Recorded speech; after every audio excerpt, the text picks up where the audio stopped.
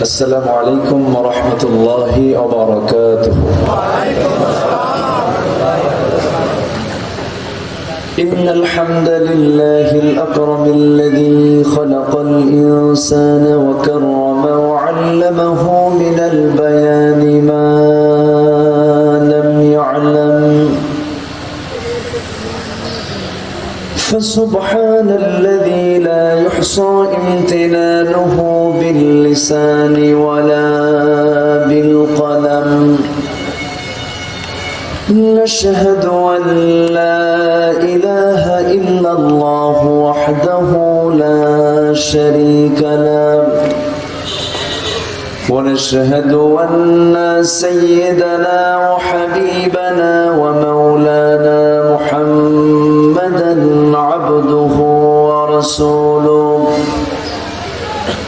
الذي أرسله بالحق بشيرا ونذيرا وداعيا إلى الله بإذنه وسراجا وقمرا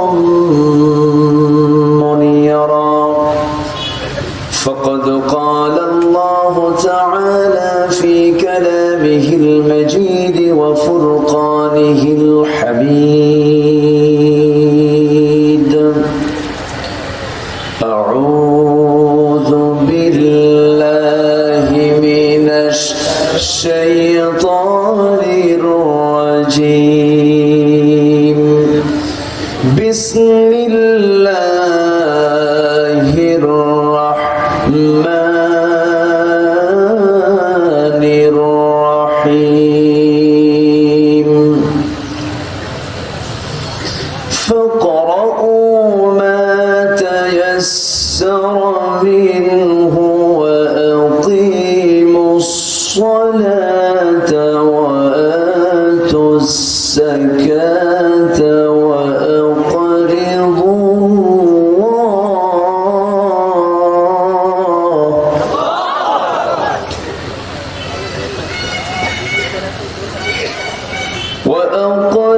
الله قرضا حسنا وما تقدموا لأنفسكم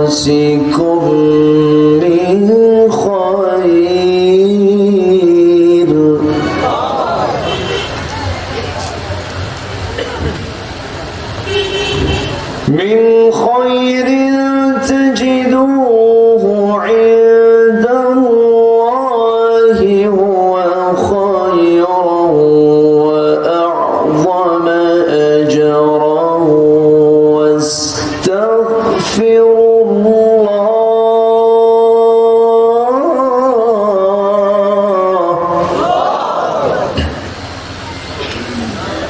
إن الله غفور رحيم.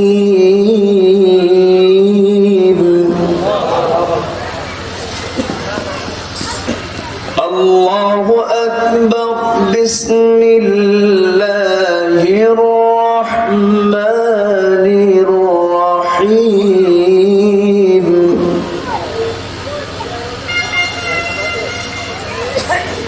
إن الله وملائكته يصلون على النبي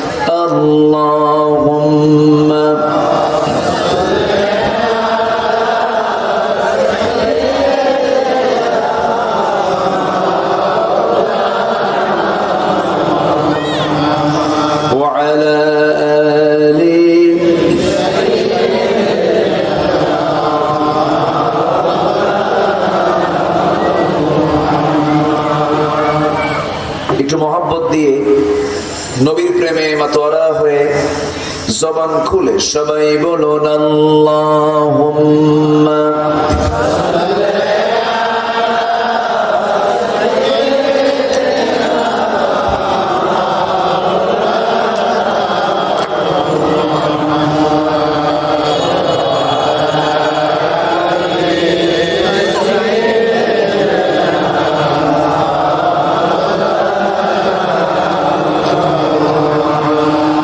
শিবে আবু তালিব সে এক কারাগার কাটলো সেথায় তোমার বহুদিন হলো পার না খেয়ে না ঘুমে কত রাত কেঁদে কেঁদে দিন কায়েমের তরে ধৈর্য ধরে ধরে হে রাসূল আল্লাহুম্মা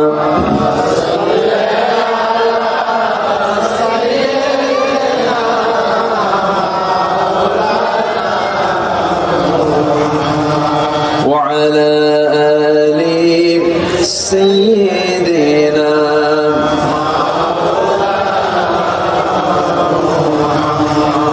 সবাই বলুন বালাগাল উলা বিকামালিহি কাশাফাত তুজা বিজামালিহি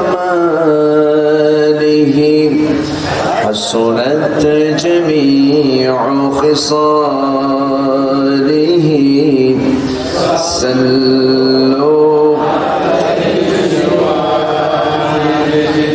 سورة يوسف بداري حكمة لقمان ما قارئ قرآن باري يهدي لساد ما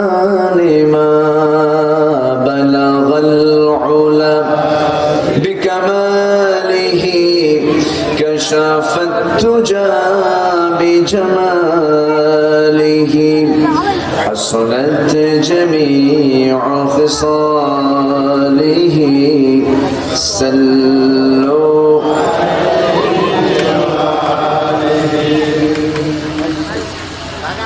কুমিল্লা অঞ্চলের বিবাড়িয়া জেলার কসবা উপজেলার নেমতাবাদ ইসলামী সমাজ কল্যাণ পরিষদ পাঠাগার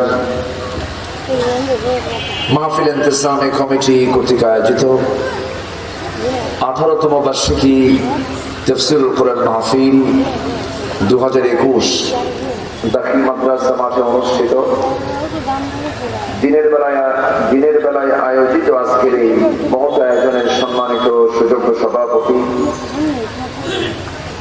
অত্র প্রতিষ্ঠানের সম্মানিত প্রধান শিক্ষক মাওলানা আব্দুল আলিম সাহেব,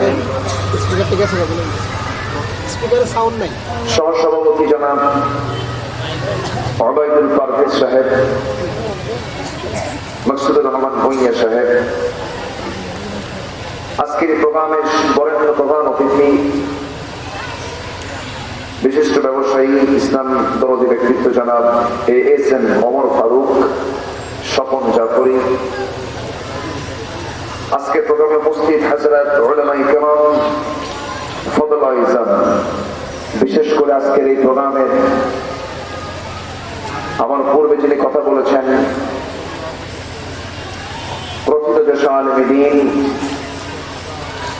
ইসলামী আন্দোলনের অকুতোভয় সৈনিক মাওলানা গাজী ইয়াকুব উসমানী, উপস্থিত হযরত উলামায়ে কেরাম, ফদলায়ে ইজাম, সুশীল সমাজ, জাতির শ্রেষ্ঠ সন্তান শিক্ষক মন্ডলী,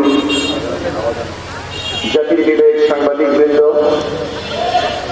সামনে উপস্থিত আজকের প্রোগ্রামের প্রধান আকর্ষণ, যাদেরকে নিয়ে আজকের এই সাজানো একটি বাগান, তাওহীদের পতাকাবাহী, কালেমার ঝান্ডাবাহী, দ্বীন ইসলামের নরসারদুল বীর মুজাহিদ, প্রাণ প্রিয় সম্মানিত দ্বীনী ভাইরা, আড়ালে বসে আছেন শ্রদ্ধেয়া সম্মানিতা সর্বগুণে গুণান্বিতা মা বোনেরা।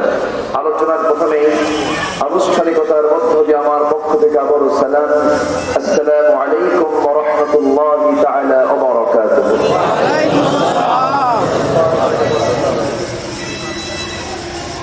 সবাই কেমন আছেন? আমাকেও প্রশ্ন করেছেন, আল্লাহ পাক আমাকেও ভালো রেখেছেন, আলহামদুলিল্লাহ। মাইকের হলো কি বক্স কেন হয় না, মনিটর গুলো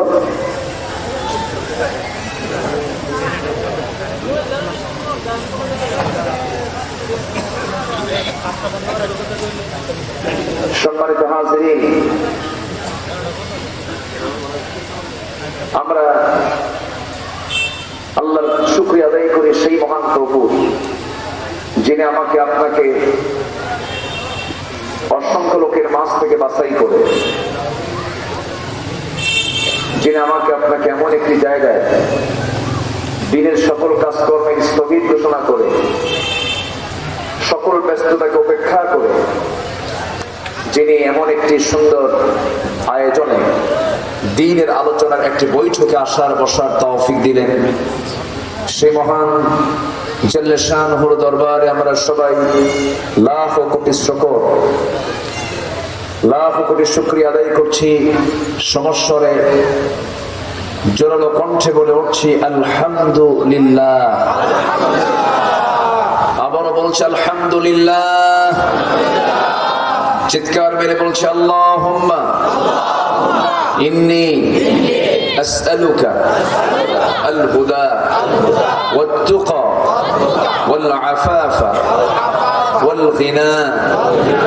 সবাই বলি আল্লাহুম্মা লাকা আসলামতু ওয়া বিকা আমানতু ওয়া আলাইকা তাওয়াক্কালতু ওয়া ইলাইকা আনাবতু ওয়া বিকা খাসামতু। আমরা আল্লাহ তাআলার শুকর আদায় করে নিলাম। উঠতে একটু দেরি হয়েছে, আমি মোটামুটি এখানে জোহর পৌঁছতে পারবো এমন সময় হাতে নেই রওনা দিয়েছিলাম। মাঝে জ্যাম তো আমাদের নিত্য নৈমিত্তিক একটা বিষয় লেগে থাকে। আমি জাস্ট খুব কাছাকাছি এসেই বেকায়দায় পড়েছিলাম বিবাড়িয়াতে। ওই যে ট্রেনের যে জ্যামটা লাগে, এই জ্যামে একটু দীর্ঘ সময় আমার চলে গেছে। এক জায়গায় ছিলাম প্রায় ঘন্টা দেড়েকের মতো। যাক, আসতে পেরেছি। এর আগেও আমি এসেছি দুবার, আমার এবার তৃতীয়বার আসা হলো। আমার মিজান ভাই, তারপর আমার ভাইজান, তারা আমাকে বলেন না, আমিও ভুলতে পারি না। এসেছি, রাগ করেননি তো আপনারা নাকি? শুকরিয়া আদায় করছি, বলছি আলহামদুলিল্লাহ। সবাই বলছে আলহামদুলিল্লাহ। সম্মানিত ভাইরা, সময় খুবই অল্প, তবে আজান 4টায় হবে, ঠিক আছে। আমরা নামাজটাকে আউয়ালে না, আখিরেও না, আমরা নামাজটা উম্মতে ওয়াসাতা, আমরা এটা মাঝামাঝি সময় আমরা নামাজটা পড়বো। চলে বলি ইনশাআল্লাহ। যেন এই জাতীয় কোনো কথা যেন আর না হয়। নামাজের পেরেশানি সবার পরে না সবার আগে? সবার আগে। এই পেরেশানি আমাদের আছে, সমস্যা নেই, কিন্তু বৃহত্তর দিকটা কি, আমরা একটু নামাজটা আমরা আগে না পড়ে এবং শেষেও না পড়ে আমরা মাঝামাঝি একটা সময় আমরা নামাজ আদায়ের প্রিপারেশন নেব। জোরে বলি ইনশাআল্লাহ। আসুন, আমি সেখান থেকে কথা বলতে চাই যেখান থেকে আমি তেলাওয়াত দিয়ে শুরু করেছি। যে সূরা থেকে আমি তেলাওয়াত করেছি সেই সূরাটির শেষ আয়াতের একটি অংশ আমি তেলাওয়াত করেছি। সূরাতুল মুজাম্মিল এর শেষের দিকের একটা আয়াতের অংশ আমি তেলাওয়াত করেছি, যাতে আল্লাহ রাব্বুল আলামিন বান্দাকে 5টি কাজের অর্ডার দিয়েছেন। কয়টা কাজ? 5টা কাজ করো, আমি তোমাকে 2টা পুরস্কার দেব, তোমাকে ক্ষমা করব, তোমাকে রহমত দেব। একটু আস্তে বলি সুবহানাল্লাহ। ক্ষমা আর রহমত থাকলে আর কিছু লাগে? আর কিছু লাগে? লাগে না। আল্লাহ বলছেন আমি তোমাকে রহমত দেব এবং তোমার যত গুনাহ আছে সব আমি মাফ করে দেব। তোমার মধ্যে আমি 5টা কাজ আমি দেখতে চাই। এটা কার কথা? আল্লাহর কথা। এই কালাম এটা এমন একটি কালাম, এই কথা কোরআন এমন একটি কোরআন, আজ থেকে কত আগে নাজিল হলো, আজকে কেন কিয়ামত পর্যন্ত এই কিতাবের কোন হরফের, কোন শব্দের, কোন বাক্যের পরিবর্তন করার কোন ক্ষমতা পৃথিবীর কারো আছে? আসতে বলবেন না আছে? আজকের এই জ্ঞান বিজ্ঞানের চরম উৎকর্ষতার এই যুগেও কোরআন দুর্বল না কোরআন আগের মতোই আছে? এর কি কোনো চেঞ্জ আছে? না, কোনো চেঞ্জ নাই। গোটা পৃথিবীতে আলোকিত করার জন্য সূর্য রেখেছেন কয়টা? কয়টা সূর্য? তাপ কি ভিজা ভিজা মনে হয়? অকেশো মনে হয়? পুরাতন মনে হয়? গোটা পৃথিবীর প্রত্যেকটি জায়গাকে আলোকিত করার জন্য যেমন একটি সূর্যই যথেষ্ট, গোটা পৃথিবীর সমস্ত জুলুমাতকে, সমস্ত অসভ্যতা বর্বরতাকে দূর করার জন্য বেশি কালামের দরকার নাই, অন্য কোন আইনের দরকার নেই, আল্লাহর কালাম কোরআনই যথেষ্ট। ঠিক কিনা? সম্মানিত হাজিরিন, সে কালামে রব্বানি আল্লাহ পাক আমাকে আপনাকে দিয়েছেন। পৃথিবীর যত জ্ঞান আছে সমস্ত জ্ঞানের সোর্স হলো ওহীর জ্ঞান, কোরআনের জ্ঞান। জোরে বলি সুবহানাল্লাহ। সকল জ্ঞান, ফিজিক্স, কেমিস্ট্রি, বায়োলজি, জিওলজি, ল, আপনি কি চান, আপনি সায়েন্সের উপরেই কয়েক শত আয়াত আল্লাহ রাব্বুল আলামিন কোরআনে কোট করে দিয়েছেন। জোরে বলি সুবহানাল্লাহ। ধনতত্ত্ব নিয়ে কথা আছে, এমব্রায়োলজি নিয়ে কথা আছে, এই কিতাবের ভিতরে ভূগোল নিয়ে কথা আছে, এই কিতাবের ভিতরে সৌরজগৎ নিয়ে কথা আছে। এমন আপডেট তথ্য, যে তথ্য কিয়ামত পর্যন্ত কেউ দিতে পারবে না। সম্মানিত ভাইয়েরা, সেই কালাম থেকে আমি কিছু তেলাওয়াত করেছি, আমি কিছু কথা বলতে চাচ্ছি। আল্লাহ যেন আমাকে আমল নিয়তে বলার এবং আপনাকেও শোনার তৌফিক দান করেন। এটা জোরে বলি আমিন। কোরআন আল্লাহ পাক নাযিল করে দিয়েছেন, বান্দা যেন এটাকে ফলো করে, তাহলে বান্দা ভালো হয়ে যাবে। আর যদি না ফলো করে, না মানে, সে বেয়াদব হয়ে যাবে, অসভ্য হয়ে যাবে। দেখেন না, আমরা এতদিন পর্যন্ত এরকম রেকর্ড কখনো দেখি নাই, মঞ্চে আলোচনা চলাকালীন অবস্থায় মঞ্চে এসে একজন আলেমকে অশালীন ভাষায় গালিগালাজ করে। আমরা কি এরকম দেখেছি? কি আওয়াজ হবে?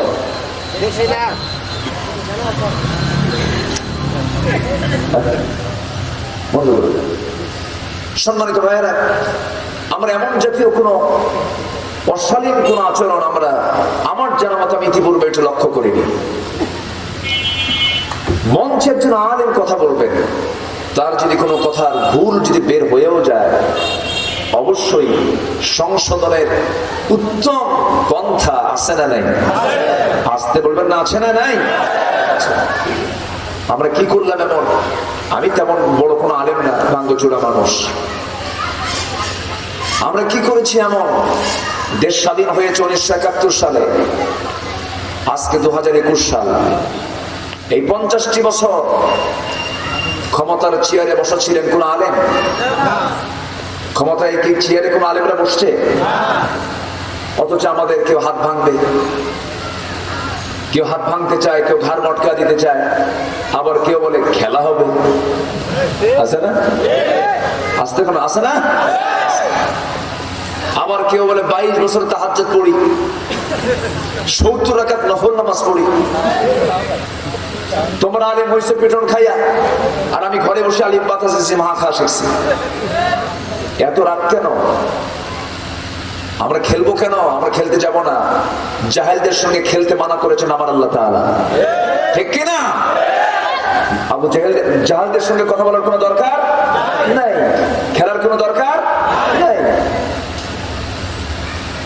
আমি সবাইকে গালমন্দ করছি না, আপনি পাবেন না প্রেসিডেন্ট স্বরাষ্ট্রমন্ত্রীর মুখ থেকে এমন অযাচিত কোনো কথা। আপনার যারা মুরব্বী তাদের মুখ থেকে কোনো কথা বের হয় না। আপনারা এরকম করে কথা বলেন কেন? কেন বলেন? কি জন্য বলেন?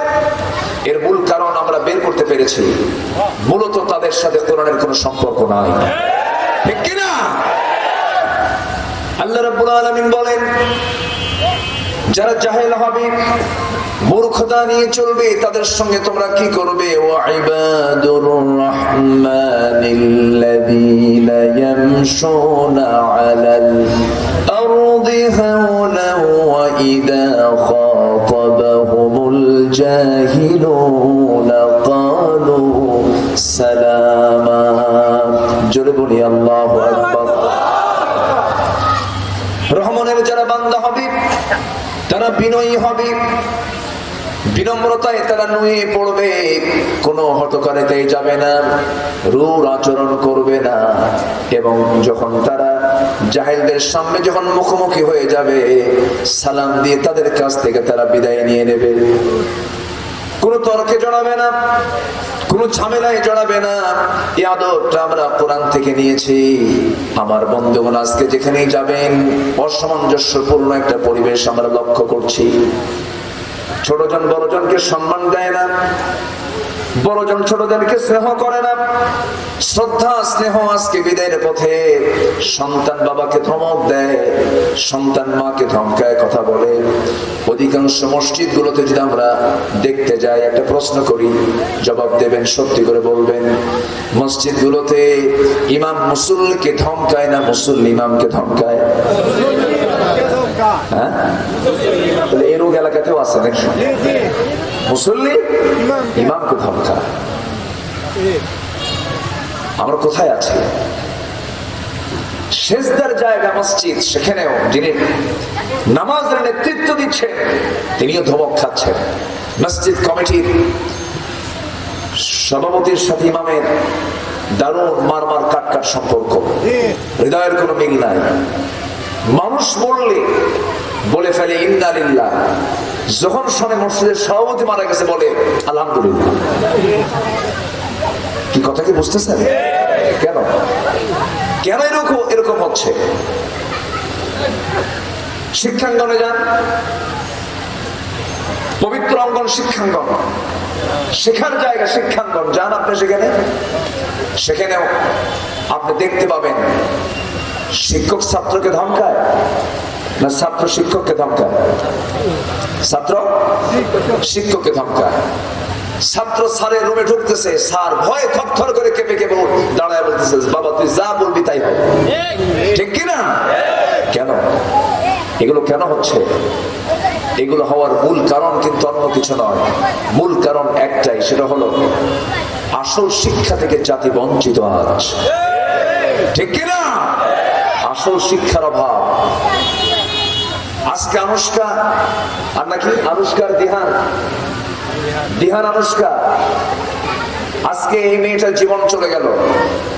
এটার জন্য দায়ী শুধু ওই ছেলেটা দায়ী নয়, অবশ্যই পারিবারিক পৃষ্ঠপোষকতার কিছু অভাব আছে না নাই? আসতে বলবেন না, আছে না নাই? বিকৃত যৌনাচার, অবাধ মেলামেশা, বিবাহ পূর্ব নোংরামি, প্রেম নামের নোংরামি, এগুলোকে আজকে সামাজিক ভাবে জায়েজ করে দেওয়া হয়েছে। সব সোজা হয়ে যেত আইনের ১.৫ হাত লাঠি যদি পিঠে পড়তো। আসতে বলবেন না, জোরে বলুন ঠিক কিনা? আসল জায়গায় ট্রিটমেন্ট না দিয়া আপনি ট্রিটমেন্ট দিতে চান আরেক জায়গায়, খেলা হবে। এই সমস্ত কথাগুলো বন্ধ করুন, জাতিকে কোরআন শিখান, নচেত আপনার ঘরে ঐশীর জন্ম হবে। আল্লাহ রাব্বুল আলামিন সেজন্য বলছেন, বান্দা 5টা কাজ করো। কয়টা কাজ করো? 5টা কাজ। আলোচনা শুরু হয়ে গেছে, একটু মিলাই দিচ্ছি। আল্লাহ রাব্বুল আলামিন বলেন, فَاقْرَؤُوا مَا تَيَسَّرَ مِنْهُ وَأَقِيمُوا الصَّلَاةَ وَآتُوا الزَّكَاةَ وَأَقْرِضُوا اللَّهَ قَرْضًا حَسَنًا وَمَا تُقَدِّمُوا لِأَنفُسِكُم مِّنْ خَيْرٍ تَجِدُوهُ عِندَ اللَّهِ। জোরে বলি আল্লাহু আকবার। অতএব সমস্ত কিছু ছেড়ে ফেলে দিয়া তোমার এক নাম্বার কাজ হলো এই কিতাবের সঙ্গে তুমি সম্পর্ক বাড়াও। এই কিতাবের মধ্যে যতটুকু তোমার সহজ মনে হয় সহজ তেলাওয়াত গুলো তুমি করতে থাকো, বোঝার চেষ্টা করো।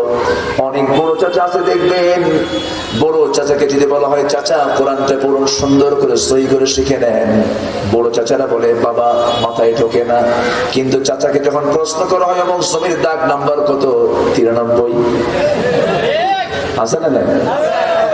দাগ নাম্বার বলে না, সিএস নাম্বার বলে না।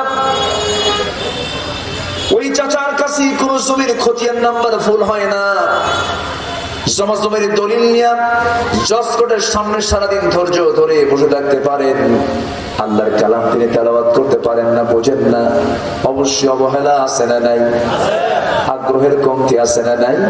আচ্ছা, আমার নবীর ছাত্র ছিলেন 40 বছর 50 বছরের সাহাবী আছে না নাই? আচ্ছা, বড় বড় সাহাবী কালেমা পড়ে ইসলাম কবুল করেছেন। জীবন পরিবর্তনের জন্য তো বেশি সময় লাগবে না, মাত্র 5টা বছর সময় পেয়েছিলেন মদিনার একজন আনসার সাহাবী সাআদ বিন মুআজ রাদিয়াল্লাহু তাআলা আনহু। মাত্র 5 বছর, 32 বছর বয়সে ইসলাম কবুল করেন। কত বছর? 32 বছর বয়সে ইসলাম কবুল করেন সাআদ বিন মুআজ।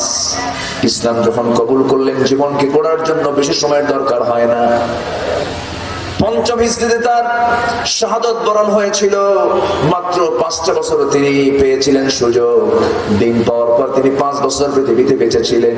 যার মৃত্যুর সময় রাসূল বলেছিলেন সাদের মৃত্যুতে আল্লাহর আরশ কেঁপে উঠছে। যেরকম সুবহানাল্লাহ। জীবন গড়ার জন্য বেশি সময় লাগে না, অল্প সময়ে যথেষ্ট মানুষের জীবনকে চেঞ্জ করে ফেলা যায়। মুসা আলাইহিস সালাম একদিন আল্লাহকে বলেছেন, আল্লাহ আমি তোমাকে একটা প্রশ্ন করব। কি প্রশ্ন? এই জাগতিক জীবনে এই দুনিয়ার ভিতরে প্রেজেন্ট ওয়ার্ল্ডে সবচেয়ে নিকৃষ্ট লোকটাকে আমি তাকে দেখতে চাই। আল্লাহ বলেন তুমি এই জায়গায় দাঁড়াও, তোমার সামনে দিয়ে একটা লোক চলে যাবে। একটা বান্দা চলে যাচ্ছিল একটা সন্তানকে সাথে নিয়ে, তিনি দেখলেন। সঙ্গে সঙ্গে আবার বলছেন, আল্লাহ আমি দেখতে চাই এই মুহূর্তে পৃথিবীতে সবচেয়ে উত্তম মানুষটা কোনটা, আমার একটু দেখায় দাও। আল্লাহ বললেন মুসা একটু তুমি অপেক্ষা করো, বিকেল বেলা ওই দিক দিয়ে একটা লোক আসবে, সেই লোকটাই পৃথিবীর শ্রেষ্ঠ বান্দা। সকালে যে লোকটা গেছে বিকেলে সেই লোকটা আসতেছে। মুসা বলছেন, আল্লাহ সকাল বেলা খারাপ বিকেল বেলা ভালো, তুমি আমারে কি বুঝাও? সুবহানাল্লাহ বলুন। উনি তো আল্লাহর সঙ্গে মজা করে কথা বলতেন। ওই আল্লাহর গোলাম করেছিলেন কি, ছোট্ট একটা বাচ্চাকে নিয়ে যখন রওনা দিয়েছে, রওনা দিয়ে সামনে একটা বন পেল। ছোট্ট বাচ্চা বলে, আব্বা ওই যে বিশাল বড় বন দেখা যায়, বনের চাইতে বড় কিছু আছে নাকি? হ্যাঁ আছে। কি? ওই যে পাহাড়টা দেখা যায়, পাহাড়ের চেয়ে বড় কিছু আছে নাকি? হ্যাঁ আছে। কি? ওই যে আকাশ দেখা যায়, এটাই সবচেয়ে বড়। এবার বলছে, বাবা আকাশের চাইতে বড় কিছু আছে নাকি? সঙ্গে সঙ্গে ওই আল্লাহর গোলামটা চোখের পানি ফেলে ফেলে আল্লাহর কাছে তওবা ইস্তিগফার করে বলতেছে, ও বাজান তুই আমাকে এমন প্রশ্ন করেছিস, আমার জীবনের মোড় চেঞ্জ হয়ে গেছে। আকাশের চাইতে বড় হলো আমার আল্লাহর রহমত। যেরকম সুবহানাল্লাহ। 5টা কাজে কয়টা পুরস্কার? বলেন 5টা কাজে কয়টা পুরস্কার? রহমত আছে না নাই? রহমত যার উপরে পড়বে তার জন্য ক্ষমা আছে না নাই? ক্ষমা আছে। সকালবেলা নিকৃষ্ট লোকটা বিকেল বেলায় ভালো হয়ে গেল। তওবার মধ্য দিয়া, ইস্তিগফারের মধ্য দিয়া, মেন্টালি পরিবর্তনের মধ্য দিয়া সে চেঞ্জ হয়ে গেছে। আমার বন্ধুগণ, সাআদ বিন মুআজের কথা আমার মনে পড়লো। আজকে প্রথমে আলোচনাটা করতেছি আমি। আমার বন্ধুগণ, গাড়ির মধ্যে বসে বসে সাহাবীর এই জীবনটা মনে পড়লো। একটু দেখি তো, সাআদ বিন মুআজ তিনি যখন মারা যান, রাসূল বললেন তার আল্লাহর আরশ কেঁপে উঠছে। কি আমল করেছেন তিনি? বদরে পাড়ি দিয়েছেন, উহুদ যুদ্ধে আমার নবীর গার্ড ছিলেন। আল্লাহু আকবার। আমার নবীকে তিনি পাহারা দিয়েছেন, চতুর্দিক থেকে তাকে নিয়ন্ত্রণ করেছেন। খন্দকের যুদ্ধে তিনি অংশগ্রহণ করেছেন। আবার এমন ভাগ্যবান সাহাবী তিনি, তার আপন ভাই আমর বিন মুআজ তিনি উহুদ যুদ্ধে শহীদ হয়েছেন। ভাইয়ের শহীদ সাআদ বিন মুআজ ইয়াং টকবকে যুবক, ইসলাম গ্রহণ করার পর একদিন তিনি মক্কায় চলে গিয়েছিলেন। তার বন্ধু ছিল উমাইয়া বিন খালফ। দুজনের বন্ধুত্ব ছিল। সাদ বিন মুআজ রাদিয়াল্লাহু তাআলা আনহু মক্কা আসার পর কাবার সামনে দাঁড়িয়েছেন। ওই সময় উমাইয়া পাশে। এই সময় আবু জাহেলের সঙ্গে দেখা হলো। আবু জাহেল বলছে, উমাইয়া তোমার সঙ্গে এটা সাদ বিন মুআজ। তুমি কোথা থেকে আসছো? মদিনা থেকে আসছি। এবার বলতেছি, তোমরা তো ওয়াদা ভঙ্গ করেছো, আমার শত্রুকে শেল্টার দিয়েছো। এই মুহূর্তে উমাইয়া যদি তোমার সঙ্গে না থাকতো, তোমার কল্যাণ উড়াইয়া দিতাম। সাদ বিন মুআজের মধ্যে ঈমানের চেতনা আছে না নাই? আসতে বলবেন না, আছে না নাই? এই কথা শোনা মাত্রই তিনি বললেন, ও আবু জাহেল, তুমি কার সামনে কথা বলছো জানি না।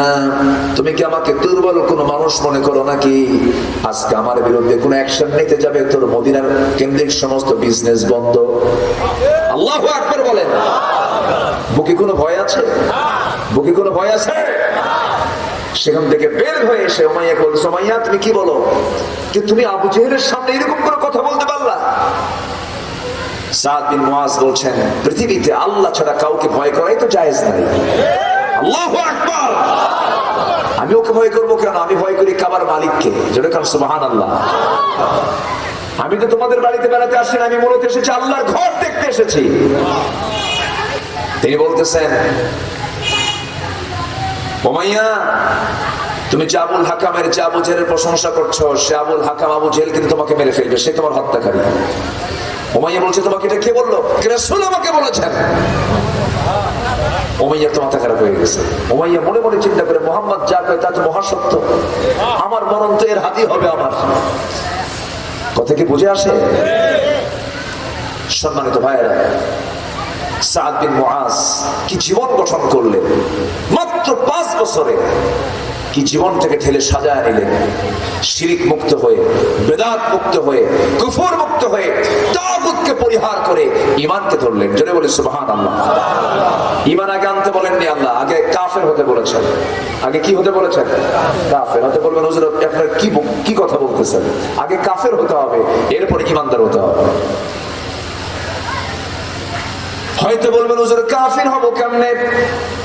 আল্লাহ রাব্বুল আলামিন আয়াতুল কুরসির পরের আয়াতে বলেছেন, 256 নম্বর আয়াত, ফামান ইয়াকফুরু বিত-তাগুতি ওয়া ইউমিন বিল্লাহি ফাকাদ ইসতামসাকা বিল উরওয়াতিল ওয়াসকা লা ফিসামা লাহা ওয়াল্লাহু সামিউন আলীম। জোরে বলুন আল্লাহু আকবার। যে বান্দা তাগুতকে অস্বীকার করবে, তাগুতকে অস্বীকার করবে, তাগুতের যে কাফের হয়ে যাবে। আগে কাফের হব আমরা তাগুতে, ওয়া ইউমিন বিল্লাহ, এরপর ঈমান আনবো কার উপরে? আসতে বলবেন না, কার উপরে? তাগুতকে মেনে আমি ঈমান আনবো তা হবে না। তাগুত সহ ঈমানদার আমার দেশে কম না বেশি? বলেন তো। তাগুত হলো 5 প্রকার। এর মধ্যে 1 নম্বর তাগুত হলো নফসের দাসত্ব করা। নাম্বার 2 হলো রাষ্ট্রীয় ক্ষমতার তাগুত। আছে না নাই বলেন? আছে। অন্ধ আনুগত্যের তাগুত আছে না নাই বলেন? আছে। অন্ধ আনুগত্য করার মতো লোক আমার দেশে আছে না নাই? হিসাব 2 ঠ্যাং সামনে দিয়ে রাখছে, বলতেছে বুড়াঙ্গুল চোষ, বুড়াঙ্গুল চোষে। আছে না? কিছু ভণ্ডামি তো এই এলাকায় আছে কিছু, মানে এই লাইনে ব্রাহ্মণবাড়িয়া, আখাউড়া, এই লাইনে কিছু আছে, কিছু আছে। পীরকে আমি মহব্বত করি, পীরকে আমি সম্মান করি, কিন্তু দেওয়ানবাগসে বললো ওটা কি বলেন তো? তার পেটটা দেখছেন? ও তো পেট না, ওটা একটা জাহান্নাম। এত বড় পেট, বিশ্ব আশেক কেন, বিশ্ব গুণাও। সে বলেছিল তার বউ নাকি ফাতেমা, তার ছেলে নাকি হাসান হোসাইন। এত বড় বেয়াদব, তার মৃত্যুতে গার্ড অনার দেওয়া হয়, গার্ড অফ অনার দেওয়া হয়, সম্মান দেওয়া হয়, ই করা হয়। আশ্চর্য হয়ে যায়, কত ইমানদারের ইমানকে ছিনতাই করেছে এরা। অন্ধানুগত্য করা যাবে না। ফাইদা তানাযাতুম ফি শাইইন ফারুদ্দুহু ইলা আল্লাহর রাসূল। যখন কোন ব্যক্তির মধ্যে আল্লাহ রাসূলের কোনো গন্ধ পাবা না, সে আনুগত্য করা যাবে না, আনুগত্য করা যাবে না। সম্মানিত ভাইয়েরা, আমার পীর কেবলা যা কইছে তাই আমার মানতে হবে। এরকম অন্ধানুগত্যের কিছু লোক আছে না নাই? এটাই হলো তাগুত। এটা কি তাগুত? এটাকে মানা যাবে না, অন্ধানুগত্য করা যাবে না। অনেকে নামাজ পড়ে না। নামাজ পড়ো না কেন? আমি পীর কেবলার মরিত্ব, আমার পেশা বলে দিয়েছে তুমি বছরে 2টা গরু পাঠাবা, তোমার নামাজ মাফ। যারা দরবারে গরু পাঠায় তার আরেক বলদ। কি কথা কি বুঝতেছেন? যারা ছাগল পাঠায় তার আরেক রাম ছাগল। এগুলো পাঠাবেন কেন? এগুলো না পাঠাইয়া ওই সমস্ত গরু ছাগল গুলো কোন এতিমকে খাওয়ান, কোন বিধবার ঘরে একটা গাভী কিনে দেন। বিধবা প্রাণ ভরে দোয়া করবে আপনার জন্য আল্লাহর কাছে, আপনি পাবেন আখিরাতে এটার পুরস্কার। বিধবার পাশে দাঁড়াতে বলেছেন মুহাম্মদ সাল্লাল্লাহু আলাইহি ওয়াসাল্লাম, এতিমের পাশে ফাআম্মাল ইয়াতীমা ফালা তাকহার ওয়া আম্মাস সাইলা ফালা তানহার। আসল জায়গায় নাই, বড় লোকের কাছে যায়। কোন লোকের কাছে যায়? মাজারের সামনে ট্রাক থামায়। কি থামায়? আমরা রাস্তায় চলি তো বহু কিছু দেখে ট্রাক থামায়। ট্রাক থামায়া হেল্পার ড্রাইভারকে বলে, বস থামেন। মাজার শরীফ। কি শরীফ? মাজার। আবার কি শরীফ? খালি মাজার বললে হবে না, মাজার শরীফ। থামতে হবে। ট্রাক থামায়া দিয়ে দিল। আপনি কার টাকাটা দিলেন? আপনি যে লোক মরে গেছে ওর কি টাকার কোনো দরকার আছে? আসতে বলবেন না আছে। ওই টাকা না দিলে নাকি সে অ্যাক্সিডেন্ট করবে। ইমান আছে? আসতে বলবেন ইমান আছে। এগুলো তাগুত, এগুলোকে আমরা মানবো না। আমরা রাসূল যা করেছেন আমরা তাই ফলো করব। বাচ্চা সন্তানাদি দেওয়া না দেওয়ার সিদ্ধান্ত কার? এটা কি দুনিয়ার ফয়সালা না আসমানের ফয়সালা? কার ফয়সালা? ইয়াহাবু লিমান ইয়াশাউ ইনাসা ওয়া ইয়াহাবু লিমান ইয়াশাউ যুকুর। আল্লাহ যাকে ইচ্ছা তাকে ছেড়ে দেন, যাকে ইচ্ছা তাকে মেয়ে দেন, যাকে ইচ্ছা আকিমা কিচ্ছু দেন না। ফয়সালা কার? আল্লাহ তাআলা। বাবার দরবারে যায় শীত হয়ে পড়ে থাকে। আরেকটা বিষয় বলে দিই, সেটা হলো একজন অসামাজিক, ব্যক্তিত্বহীন, বেনামাজি, মস্তিষ্ক বিকৃত কোনো মানুষ কখনো আল্লাহর ওলি হতে পারে না। কি কথা কি বোঝা গেল? অসামাজিক, ব্যক্তিত্বহীন, বেনামাজি, মস্তিষ্ক বিকৃত কোনো মানুষ কখনো আল্লাহওয়ালা হতে পারে না। সালাদ চট পড়ে থাকে, মাথার চুল উস্কো খুস্কো। কিছু কিছু লোকের ধারণা যেহেতু দুনিয়ার কোনো ধান্দা নাই, এই লোকটা এই মনে হয় আল্লাহওয়ালা। ভুল কথা, ওটা দুষ্ট নাম্বার 1। ঠিক কিনা? সালাদ চট পড়ে পড়ে করে সারাদিন খায় না, মোষও বড়, দাড়িও বড়, মাথার চুলও বড়, নিচের দিকে আর গেলাম না।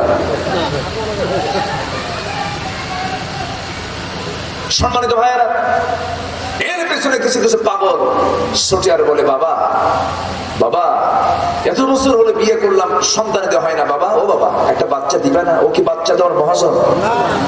বাচ্চা কে দিবেন? সন্তান কে দিবেন? সন্তান দেওয়ার একমাত্র ক্ষমতা কার? খুলিকা মিন মাইন দাফিক ইয়াখরুজু মিন বাইনিস সুলবি ওয়াত তারাইব। তুমি ওই জায়গায় যাবা কেন? তুমি আল্লাহর কাছে যাও, সিজদায় পড়ে কাঁদো, আল্লাহ তোমাকে দিবেন।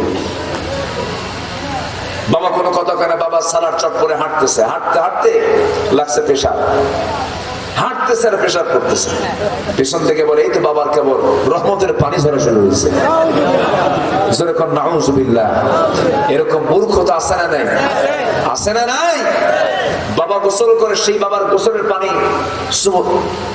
বোতলে তুলে খায়। আছে না নাই? পীরের সামনে মহিলা মরিদ যায়া পীরের হাত পা টেপে। এই জাতীয় কোন পরিবেশ যদি আপনারা পান, আম গাছের সঙ্গে বাইন্দে চোখ বন্ধ করে পিটাবেন। ঠিক কিনা? এগুলো দুষ্ট, এগুলো দুষ্ট, এগুলো দুষ্টদের পাশে যাওয়া যাবে না। আমরা ইমানকে চিনতে, আমরা ইমানকে হারাতে চাই না, আমরা ইমানকে রক্ষা করতে চাই। জোরে বলি ইনশাআল্লাহ, আর জোরে বলি ইনশাআল্লাহ। সম্মানিত ভাইয়েরা, 5টা কাজের মধ্যে 1 নম্বর কাজ হলো, অতএব বান্দা তুমি কোরআনটা পড়ো, কোরআনটা বোঝার চেষ্টা করো, কোরআন জানার চেষ্টা করো। কোরআন বুঝতে পরে তোমার জান্নাতটা সহজ হয়ে যাবে, কারণ জান্নাতের রাস্তা খোঁজার জন্য কোরআন তোমাকে পড়া দরকার। আল্লাহ রাব্বুল আলামিন সুন্দর করে বান্দাকে বলছেন, বান্দা কোরআন তোর জন্য কঠিন করে দেই নাই, কোরআন তো কারো জন্য কঠিন নয়, কোরআন কারো জন্য জটিল নয়। বান্দা যদি বলে আমি কোরআন বুঝি না, এটা ভুল কথা। আল্লাহ নিজেই বলেছেন, ওয়ালাকাদ ইয়াসসারনাল কুরআনা লিযিকরি ফাহাল মিন মুদ্দাকির।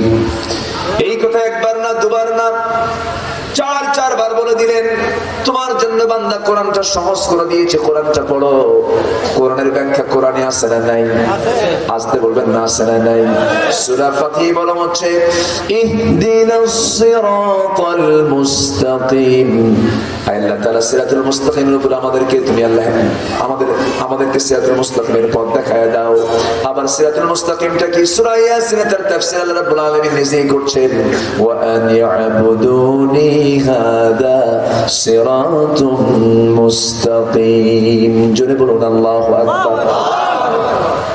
কোরআনের ব্যাখ্যা করে দিচ্ছি, কোন জটিলতা নাই, কোন আড়ষ্টতা নাই, কোন অস্পষ্টতা নাই, কোন দুর্বোধ্যতা নাই। আমাকে আপনাকে বুঝে বুঝে কোরআন পড়তে হবে। আমার বন্ধুগণ, আজকে যদি প্রত্যেকটি জায়গায় কোরআন পড়ার যদি পরিবেশ তৈরি হতো, এই সমস্ত অসভ্য বেয়াদবের জন্ম বাংলার জমিনে হতো না। ঠিক কিনা? আদবের কিতাব তো নাই। যার আদব নাই, সেই ইমানদার কেমন হবে? আগে আদব থাকতে হবে। আমার ভাইয়েরা, আমার নবীজি একদিন আলোচনা করতেছিলেন, সাহাবে কেরামকে নিয়ে বসে তিনি কথা বলছিলেন। সাহাবে কেরাম নবীজির কথা শুনতেছিলেন। সামনে থেকে দুজন সাহাবী, একজন হচ্ছেন আবু বকর সিদ্দিক রাদিয়াল্লাহু তাআলা আনহু, আরেকজন হচ্ছেন ওমর ফারুক রাদিয়াল্লাহু তাআলা আনহু। দুজন সাহাবী তারা পরস্পর কথা বলতেছিলেন, কনভারসেশন হচ্ছিল। কথা বলতে বলতে এক পর্যায়ে তাদের কথার আওয়াজটা আমার নবীর আওয়াজের চাইতে বড় হয়ে যাচ্ছিল। যখন আমার নবীর কথা যখন ক্ষীণ হয়ে যায়, তাদের কথা যখন বুলান্ত হয়ে যায়, বড় হয়ে যায়, নবীর কাছে এটা বিরক্তকর মনে হচ্ছিল, নবীর কাছে কষ্ট মনে হচ্ছিল। আল্লাহ সহ্য করলেন না, সঙ্গে সঙ্গে মহান রব্বুল আলামিন আয়াত নাযিল করে জানিয়ে দিলেন, লা তারফাউ আসওয়াতাকুম ফাওকা সাওতিন নবী। তোমাদের আওয়াজের চাইতে, তোমাদের নবীর আওয়াজের চাইতে তোমাদের আওয়াজ যেন বড় না হয়। যদি আওয়াজটা বড় হয়ে যায়, আনতাহবাতা আমালুকুম, সমস্ত আমল আমি আল্লাহ রাব্বুল আলামিন নিষ্ফল করে দেব, ব্যর্থ করে দেব, কাট করে দেব। আমার ভাইয়েরা, শুধু তাদের কথার আওয়াজটা আমার নবীর আওয়াজের চাইতে বেশি হয়ে গেছে। আমার বন্ধুগণ, যে দুজন সাহাবীর সামনে আয়াত নাযিল হয়েছে, তারা কি দুর্বল সাহাবী না মজবুত সাহাবী? বলেন। আবু বকরের নাম শুনছি না আমরা শুনছি না? ওমরের নাম শুনেছি না? এক মাহফিলে বললাম, ওমর ফারুককে কে চিনেন? সামনে থেকে এক ছেলে দাঁড়ায় বলে, হুজুর চিনি, আমাদের বাড়ির দোতলায় ভাড়া থাকে। কথা বলছি জি। আবু বকর এবং ওমরের মতো মানুষ আয়াত নাযিলের সঙ্গে সঙ্গে মাথা নুয়ে নিচু হয়ে গেল তাদের মাথা। সেই দিন ওই আয়াত নাযিলের পর থেকে নিয়ে তাফসীর এসেছে, আমার নবীর ইন্তেকাল পর্যন্ত ওমর ফারুক রাদিয়াল্লাহু আনহু রাসূলের সামনে কখনো বুক উঁচু করে কথা বলেননি, মুখ উঁচু করে কথা বলেননি। তিনি এত ছোট করে কথা বলতেন, রাসূল বলতেন, ওমর তুমি কি যেন বললে, আবার একটু বলো তো। একবার রাসূল শুনতেন না, দুবার তাকে শুনতে হতো। আদবের কত গুরুত্ব সূরা হুজরাত তো তারা বোঝে না। সূরা হুজরাত তো পড়ে নাই। জাতির চরিত্র ঠিক হবে, সূরা হুজরাত দিয়ে দাও। জাতির পর্দা ঠিক হয়ে যাবে, সূরা নূর দিয়ে দাও। নারীদের পর্দার পরিবেশ চলে আসবে, নারীরা সম্মান নিয়ে চলবে, সূরাতুল আহজাব দিয়ে দাও। চরিত্র ঠিক হয়ে যাবে। তা না দিয়া এই কি আনুষ্কার আর দিহানের এই ইতিহাস, নিকৃষ্ট ইতিহাস তো তৈরি হতো না। মেয়ের মা দাবি করতেছে দৃষ্টান্তমূলক বিচার চাই। আমারও কথা হলো, ওই সমস্ত বেয়াদব মাদেরও বিচার হওয়া দরকার, ঠিক কিনা? বেয়াদব মাদেরও বিচার হওয়া দরকার।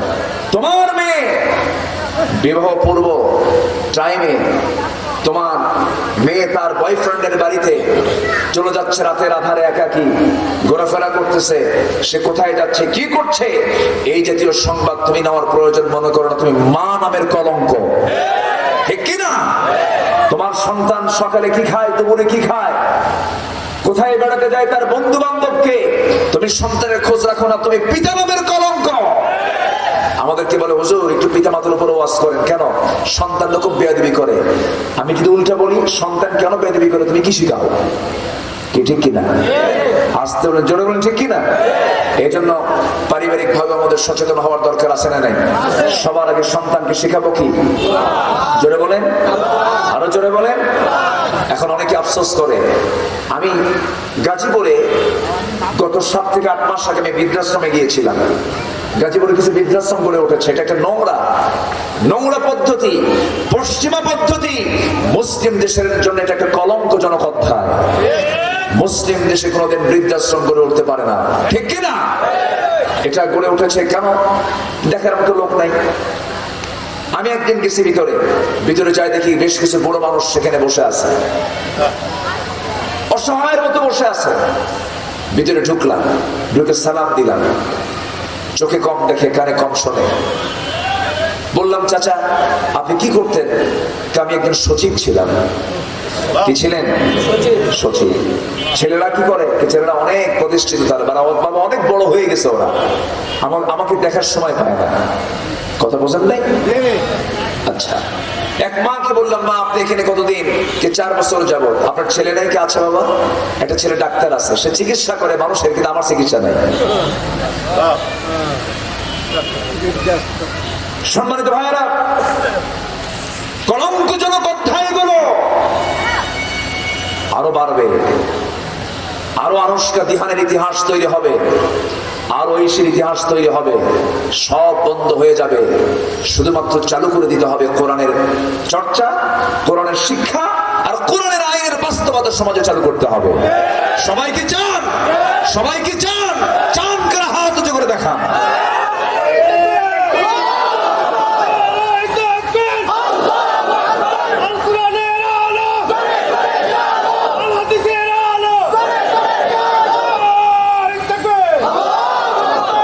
সবার হাতকে কবুল করুন, জোরে বলি আমিন। আমরা কোরআন চাইলে তো আমরা জঙ্গি হয়ে যাই। আমরা কি হয়ে যাই? জঙ্গি হয়ে যাই। আল্লাহ নাম নিলে কি মৌলবাদী গন্ধ করে। আল্লাহ নাম নেওয়া যাবে না। সালাম নাকি ভালো করে দিলে পরে সঙ্গে গন্ধায়। আসসালামু আলাইকুম বলা যাবে না, আসসালামু আলাইকুম বলতে হবে। মূর্খ যে কয় নাম্বার মূর্খ এগুলো। এরা ভার্সিটির কেমন করে শিক্ষক হলো আমি নিজেও বুঝি না। এরা তো জমিতে কিষান দেওয়ার যোগ্যতাও রাখে না। তুমি মুসলিম, তুমি ইসলাম বোঝো না, তুমি কিসের মুসলিম? কষ্ট হচ্ছে আপনাদের? আলোচনা চালাই জোরে বলি ইনশাআল্লাহ। আমরা কোরআন শুনবো বেশি, গান শুনবো। তাও গান শুনবো, গান শোনা যাবে? গানের ধারে পাশে আমরা কেউ যাব? যে ময়দানে কোরআনের মাহফিল হয় সেই ময়দানে কোনো গান চলতে পারে না, ঠিক কিনা? এই জমিনটা পবিত্র কার? এই জমিনটা কার?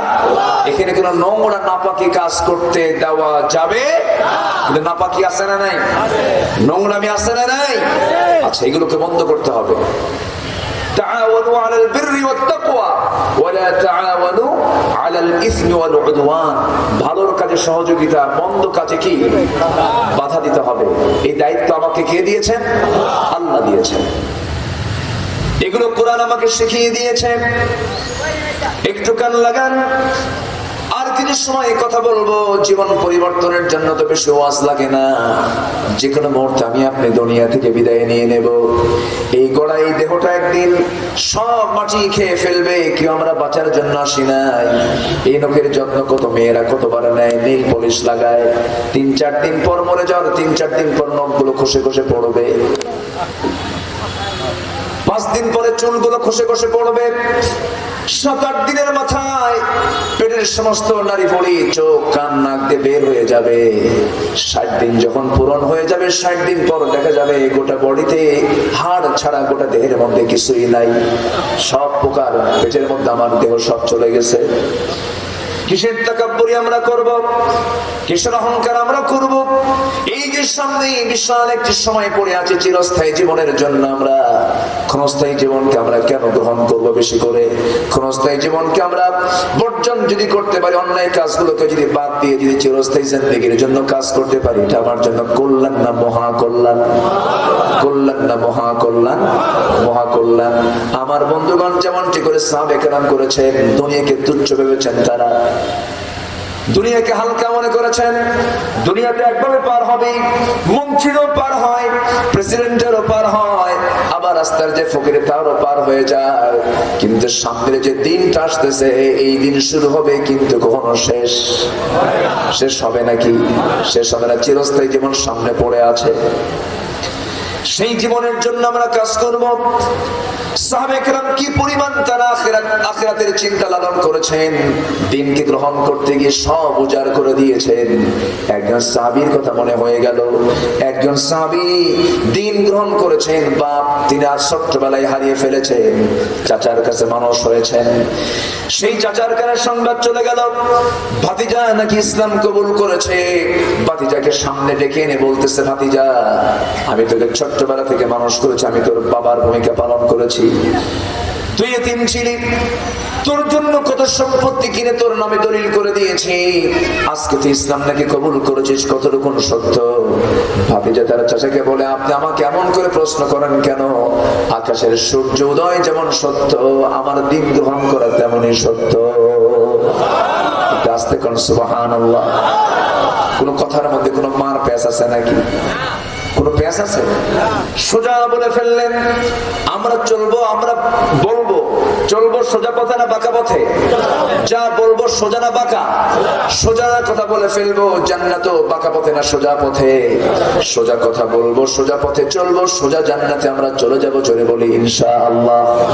বাঁকা পথে জাহান্নাম আছে না নাই? আছে। এই সাহাবী যখন এই কথা বলে ফেললেন, চাচা বলতেছে, আব্দুল উজ্জা তুই কি জানিস এই দিন গ্রহণ করার জন্য, এই ইসলামকে মেনে নেওয়ার জন্য, কোরআনকে মানার জন্য, আখিরাতকে বিশ্বাস করার জন্য তোর কি হতে পারে? আব্দুল উজ্জা, ওই সময় তার নামটা ছিল আব্দুল উজ্জা, বলে ভাতিজা বলে ফেলতেছে, চাচা আপনি আমাকে কি করবেন জানি না, আমার দুনিয়া থেকে বিদায় হয়তো হওয়া লাগতে পারে, আপনি আমাকে না হয় আগুনে পোড়ায় দিবেন, টুকরো টুকরো করে দিবেন, এতে আমার কোনো দুঃখ নাই, কারণ এই দুনিয়ার শ্রেষ্ঠ সম্পদ হচ্ছে আমার কাছে ঈমান। ঈমান পেয়েছি, দুনিয়ার আর কোনো কিছু আমার দরকার নাই। জোরে কান সুবহানাল্লাহ। এই কথা যখন বলা হলো, সঙ্গে সঙ্গে থাপ্পড় মেরে জমিনে ফেলে দিয়ে বলতেছে, তোর সমস্ত সম্পত্তি আমি তোর থেকে নিয়ে নেব, জোর করে নিয়ে নেবো, জোর করে আমি তোর থেকে এগুলো আদায় করবো। এবার তিনি মুস্কে হাসি মেরে বলছেন, চাচা জোর করে নেবেন কেন? আমি আপনাকে আপোষই দিয়ে দিলাম, নিয়ে নেন। জোর করে সুবহানাল্লাহ। সব সম্পত্তি দিয়ে দিলেন। এরপরে বলছে, তোর গায়ের জামাটাও খুলে দে। গায়ের জামাটাও খুলে দিলেন। এরপরে বলছে, তোর পরনের লুঙ্গিটাও খুলে দে। এবার তিনি লুঙ্গির গিটে হাত দিয়েছেন, চক্ষু বন্ধ করে লুঙ্গিটাও তিনি খুলে দিলেন। সম্পূর্ণ উলঙ্গ করে তাকে ঘর থেকে বের করে দেওয়া হলো। সেই জায়গা থেকে বের হয়ে এসে মার কাছে এসে বলছে, মা আমার দিকে তাকাইও না, আমি দিন গ্রহণ করেছি, তার পুরস্কার স্বরূপ আমার চাচা আমাকে উলঙ্গ করে ঘর থেকে বের করে দিয়েছে। ও আমার মা, ছোট্ট একটা চাদর আমাকে দিয়ে দাও, কোনো মতো সতরটা ঠেকে নবীর দরবারে চলে যাচ্ছি। এই কথা বলে মার কাছ থেকে ছোট্ট একটা চাদর নিয়ে কোনো মতো সতরটা ঠেকে নিয়ে, শীতকাল সেই সময় মদিনার আমার নবীর রওজার, আমার নবীর হুজরাখানার সামনে গিয়ে, ঘরের সামনে গিয়ে দাঁড়ায় গেলেন। শীতকাল, খালি গায়ে কোনো কাপড় চোপড় নাই, দরজার সামনে গিয়ে কড়া নাড়ছেন, দরজা খুলে গেল। নবীজি তার দিকে তাকায় বলছেন, ও যুবক, এই শীতকালে তোমার এমন অবস্থা কেন, কি হয়েছে তোমার? তিনি বললেন, হুজুর আমি দিন গ্রহণ করেছি, চাচা আমাকে উলঙ্গ করে বাড়ি থেকে বের করে দিয়েছে। নবীজি কিচ্ছু বললেন না, ভিতরে ঢুকলেন, তাড়াহুড়ো করে দুইটা সুন্দর দুটি জুব্বা বের করে বলছেন, ও আল্লাহর গোলাম, তোমার চাচা তোমাকে বস্ত্রহীন করেছে, আমি তোমাকে দুইটা জুব্বা, আমার গায়ের জুব্বা তোমার দিয়ে দিলাম। এটা আস্তে কোন সুবহানাল্লাহ। মনটা তার পড়ে গেল। এবার তিনি বলছেন, যুবক তোমার নামটা কি? আব্দুল উজ্জা। কে বলেছে আব্দুল উজ্জা? আব্দুল উজ্জা হবে না, তুমি আব্দুল্লাহ। যেরকম সুবহানাল্লাহ। আমার নবীজি বললেন, এবার আব্দুল্লাহ তুমি কি খুশি হয়েছে নাকি? হ্যাঁ খুশি হয়েছি। যাও ওই জাহানের সুফার সদস্যরা আছে সেই জায়গায় যাও। তিনি যাবেন, এমন সময় রাসূল বলেন, শোনো আব্দুল্লাহ তোমার জন্য আমি একটা দোয়া করে দেই। হুজুর আপনি আমার জন্য দোয়া করে দেন। আমার নবীজি আকাশের দিকে তাকায় বলছেন, ও আল্লাহ, আমার আব্দুল্লাহর রক্ত মাংসকে কাফেরদের ঈমানদের জন্য তুমি আল্লাহ হারাম করে দাও। এই কথা যখন বলা হলো, আব্দুল্লাহ কেঁদে কেঁদে বলছেন, ইয়া রাসূলুল্লাহ আপনি আমার মনের বিরুদ্ধে দোয়া করলেন। আমার জীবনের সাধনা হলো যুদ্ধে যাব, শহীদ হব, হাত কাটবে, পা কাটবে, রক্ত মাখে দেহ নিয়ে আল্লাহর সামনে হাজির হয়ে যাব, সাক্ষী হয়ে যাব। আপনি আমার জন্য এমন উল্টা দোয়া করলেন কেন? আমার নবীজি বললেন, ও আব্দুল্লাহ আমি তোমার জন্য উল্টা দোয়া করিনি, কারণ তোমার দ্বীন গ্রহণ করতে দারুণ কষ্ট হয়েছে। তবে একটা কথা তুমি জেনে রেখে দিও, শাহাদাতের তামান্না তোমার মধ্যে যদি থেকে থাকে, ওয়া ইম্মা তাআলা ফিরাশিহি, তুমি যদি বিছানায় মরে যাও আল্লাহ পাক তোমাকে শহীদের দরজা দিয়ে দিবেন, কোনো চিন্তা করো না, যাও। চলে গেলেন। সাহাবে কেরামদের মাঝে বসে তিনি কোরআন তেলাওয়াত করছেন, ফাকরাউ মা তায়াসসারা মিনহু, সুন্দর করে কোরআন তেলাওয়াত করতেছিলেন। কোরআন পড়তে পড়তে তিনি মাঝে মাঝে চিৎকার মেরে মেরে কোরআন পড়তেন। সাহাবীরা বিরক্ত হয়ে নবীর কাছে এসে কিছু কিছু সাহাবী রিপোর্ট করলেন, ইয়া রাসূলুল্লাহ ছন্দ ছাড়া কোরআন তেলাওয়াত করে, আমাদের কানে এসে লাগে, আমাদের কষ্ট হয়, একটু আস্তে আস্তে কোরআন তেলাওয়াত করলে ভালো হয়, আপনি একটু পরামর্শ দিন। নবীজি বলছেন, সাহাবীরা রে, এমন সাহাবীর ব্যাপারে তোমরা রিপোর্ট নিয়ে এসেছো, আব্দুল্লাহর ব্যাপারে তোমরা আমাকে কিছু বলো না। আব্দুল্লাহ যে কোরআন তেলাওয়াতটা করে চিৎকার মেরে মেরে সে ইচ্ছা করে পড়ে না, কারণ তার দ্বীন গ্রহণ করতে দারুণ কষ্ট স্বীকার করতে হয়েছে। ও চিৎকার মেরে মেরে কোরআন পড়ুক, বাধা দিও না, তাকে তোমরা কষ্ট দিও না। সে আব্দুল্লাহ আমার নবীর সঙ্গে একদিন জিহাদের প্রান্তরে চলে গেলেন, যুদ্ধ শেষ করে ফিরে আসতেছিলেন। ফেরার পথে হঠাৎ করে সংবাদ চলে এলো, হুজুর আব্দুল্লাহ তো দারুণ অসুস্থ। রাসূল বলেন, চিকিৎসার ব্যবস্থা করো। চিকিৎসা সেবা দেওয়া হলো, সবকিছু হলো, কিন্তু এরপরও তিনি বাঁচতে পারলেন না, অসুস্থ হয়ে মারাই গেলেন। নবীর কাছে সংবাদ চলে গেল, হুজুর আব্দুল্লাহ তো আর নাই। নবীজি কাঁদতে কাঁদতে বলছেন, সাহাবীরা এই আব্দুল্লাহর গোসলের বন্দোবস্ত করো, কাফনের কাপড়টা পরায় দাও, জানাজার দায়িত্ব আমি কারো কাঁধে দেব না, আমি রাসূল নিজে তার জানাজার দায়িত্ব নিয়ে নিলাম। এই কাজতে কোন সুবহানাল্লাহ। অবশ্যই দুনিয়ার ত্যাগে পুরস্কার আছে না নাই? আসতে বলবেন না, আছে না নাই? আছে। এই আব্দুল্লাহর জন্য রাসূল জানাজার প্রিপারেশন নিলেন। জানাজা শুরু হয়ে গেল, রাসূল জানাজা পড়ায়া দিলেন। রাসূল যখন জানাজা পড়ায়া দিলেন, জানাজা শেষ করার পর রাসূল কাঁদা কাঁদা কণ্ঠে বলতেন, সাহাবীরা লাশটা দাফন করার জন্য তোমরা কোথায় খবর খনন করেছো? কমক জায়গা আমাকে নিয়ে চলো। রাসূল সেখানে নিজেই চলে গেলেন। যাওয়ার পরে বলছেন, ও সাহাবীরা আজকে ওর কবরে কেউ দাফন করবে না, আমি রাসূল নিজে তার কবর, তার লাশটা দাফন করব। এই কথা বলে কবরের সামনে গিয়ে দাঁড়ালেন। চোখের পানিতে রাসূল ভিজতেছে, রাসূলের মুখমণ্ডল দাড়িগুলো ভিজে যাচ্ছে। আমার নবী যখন কবরে নামলেন, নেমে বলছেন, আবু বকর আমার ডানে নামো, ওমর আমার বামে নামো। দুনিয়ার তিনজন সেরা মানুষ কবরে দাঁড়িয়ে আছে, পাশে একজন ইতিমের মতো দাঁড়িয়ে আছে এক সাহাবী, সাদ ইবনে আবি ওয়াক্কাস রাদিয়াল্লাহু তাআলা আনহু। চোখের পানি ফেলতে ফেলতে পাগলের মতো চিৎকার মেরে মেরে বলতেছেন, আয় আল্লাহ তাআলা, আজকে আমি যদি সাদ আবি ওয়াক্কাস এই জায়গায় না হয়ে যদি ওই জায়গায় থাকতাম যেখানে আব্দুল্লাহ শুয়ে আছে, আব্দুল্লাহর লাশটা না হয়ে আমার লাশটা যদি হতো, আমি বড় ভাগ্যবান হতাম, কারণ আমার কবরে নামতে নেই তিনজন সেরা সেরা মানুষ। আমি তো পুরো কবর আমি পারলাম না। খুব আফসোস করে তিনি আল্লাহর কাছে রোনাজারি করছিলেন। আমার নবীজি কবরে নেমে বলছেন, ও সাহাবীরা আমার আব্দুল্লাহর লাশটা আমার হাতে দিয়ে দাও। আমার নবীজি লাশটা হাতের মধ্যে নিলেন, মাথার সাইডটা ধরলেন আবু বকর, পায়ের সাইডে ওমর ফারুক রাদিয়াল্লাহু তাআলা আনহু। আস্তে করে কবরে শোয়া দেওয়ার পরে নবীজি বুকের উপরে হাত রেখে আকাশের দিকে তাকায় বলছেন, আল্লাহ আকাশের মালিক, আজকে এই মুহূর্ত পর্যন্ত আমি আব্দুল্লাহর উপরে সন্তুষ্ট আছি, তুমি আব্দুল্লাহকে দয়া করে মাফ করে দাও। জোরে বলে সুবহানাল্লাহ।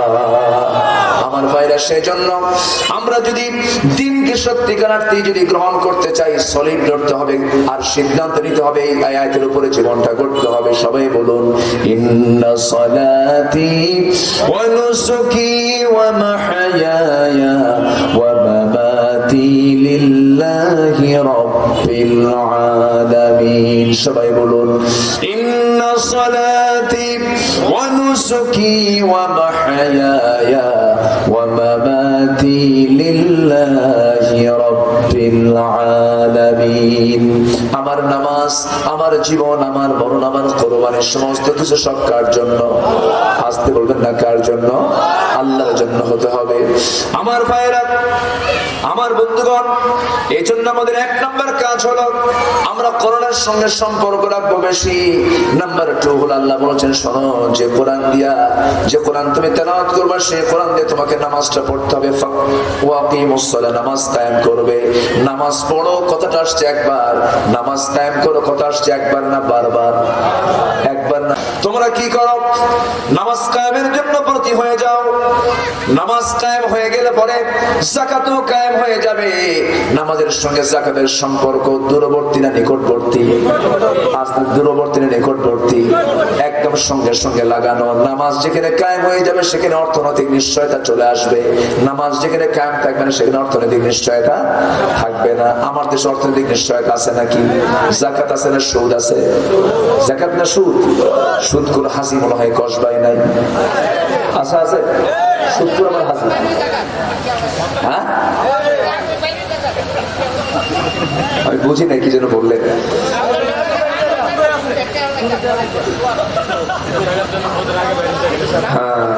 জি জি জি জি জি। আবার হজে যাওয়ার সময় কিন্তু সুদের টাকা লাগে না। হজে যাওয়ার সময় বলে যে এই সুদের টাকাটা আমার হজ হবে না, অতএব বাবার সম্পত্তি বিক্রি করে যায়। এরকম আছে না? বলেন তো, কি গ্রামার খাটায়? আপনি গ্রামার খাটায় ইসলাম মানবে? ইসলাম এরকম করে মানলে হবে না। ইসলাম মানে নিজের ইচ্ছায় না, আল্লাহর ইচ্ছায় চলতে হবে। কার আইনে চলতে হবে? আল্লাহর আইনে চলতে হবে। আল্লাহ সবাইকে তুমি আল্লাহ কবুল করে নাও। জোরে বলি আল্লাহুম্মা আমিন। সবার বাড়িতে মা বোন আছে না নাই? আনুষ্কার মতো যদি না হতে হয় তাহলে অবশ্যই ইসলামী যে নীতিমালাগুলো, ইসলামের যে বিধিবিধানগুলো মানার দরকার আছে না? সবচেয়ে গুরুত্ব হলো পর্দার দিকটা। সবচেয়ে গুরুত্বপূর্ণ আজকের সমাজের সবচেয়ে বড় সংকট হলো মেয়েদের অবাধ মেলামেশা, নোংরামি, বেহায়াপনা, অবাধ যৌনাচার। এগুলোকে বন্ধ করতে হবে। পারিবারিক ভাবে আমরা সিদ্ধান্ত নেব। জোরে বলি ইনশাআল্লাহ। আমার মেয়ে আমাকে জাহান্নামে নিয়ে যাবে, আমার বোন আমাকে জাহান্নামে নিয়ে যাবে, আমার স্ত্রী আমাকে জাহান্নামে নিয়ে যাবে, আমার মা আমাকে জাহান্নামে নিয়ে যাবে। কেন? যদি আমরা এই ব্যাপারে যদি সজাগ না হই, অতএব তাদের কারণে আমরা জাহান্নামে যাই। আমরা কি চাই? আমরা কি চাই? চাই না। এই জন্য তাদেরকে আমরা বিশেষ করে পর্দার বিষয়টা আমরা বোঝানোর চেষ্টা করব। 14 জন পুরুষ ছাড়া কারোর সঙ্গে দেখা করা যাবে? আসতে বলবেন না, যাবে। এই বিষয়গুলো আমরা খেয়াল করার চেষ্টা করব। আল্লাহ তুমি তৌফিক দাও। জোরে বলি আমিন। আরো জোরে আল্লাহুম্মা আমিন। এবং নামাজের ব্যাপারে পারিবারিক শাসন দরকার আছে না? নাই? আছে না? আছে না? স্কুলে যায় না তার জন্য শাসন হয়, নামাজের জন্য শাসন হয় না। নামাজের শাসন হবে কেমনে? নিজেই তো নামাজ পড়ে না, ঠিক কিনা?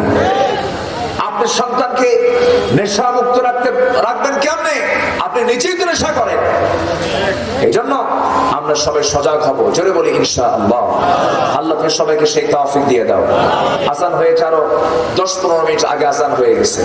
মুসল্লিদের মধ্যে একটা উন্মাদনা কাজ করে। আজান হলে পরে নামাজ আমাদের পড়তে হবে। নামাজ আজকের থেকে আর কেউ ছেড়ে দেব না, এমন সিদ্ধান্ত কি নেওয়া যায়?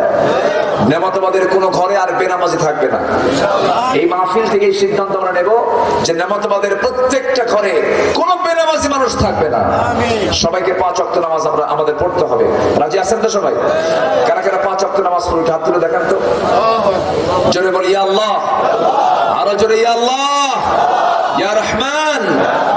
আমাদেরকে 5 ওয়াক্ত সালাত জামাতের সাথে আদায় করার তৌফিক তুমি আল্লাহ দিয়ে দাও। জোরে বলি আমিন। আরো জোরে আমিন। আরো জোরে আমিন। দারুণ খুশি হয়ে গেলাম। দিনের বেলায় মানুষ কত ব্যস্ত থাকে, কত অফিসিয়াল কাজ থাকে, কত ব্যক্তিগত কাজে মানুষ ব্যস্ত হয়ে পড়ে। আজকের মাহফিলে সব বন্ধ করিয়া, অনেকে খাওয়া করেন নাই দুপুরে, আসেন এরকম? অনেকে খান নাই, সকালে খেয়ে অনেক দূর থেকে চলে আসছেন, খাওয়া দাওয়া করেন নাই। আমি নিজেও খাই নাই এখনো। তো তো যাই হোক, রাস্তায় পড়েছিলাম। তো এই যে একটা কষ্ট করে আমরা দিনের বেলা কোরআনের জন্য সময়টা আমরা দিয়ে দিয়েছি, আল্লাহ যেন এটাকে জান্নাতের ওসিলা করেন, জেনে বলি আল্লাহুম্মা আমিন। সময়টা না বাড়িয়ে, আজান হয়ে গেছে আমরা সেই দিকে খেয়াল করে যতটুকু হয়েছে আমরা বলে ফেলি আলহামদুলিল্লাহ। আরো জোরে বলি আলহামদুলিল্লাহ। 5টা কাজ, কোরআন পড়বো আমরা, নামাজ কায়েমের সংগ্রাম করব, যাকাত ভিত্তিক অর্থনীতি চালু করার জন্য আমরা আন্দোলন করব, জোরে বলি ইনশাআল্লাহ। আমরা করজ দেব কাকে? আল্লাহ তো অভাব না, আল্লাহ কি সেজন্য করজ চান? আল্লাহ চাচ্ছেন করজ আল্লাহর জন্য না বান্দার জন্য?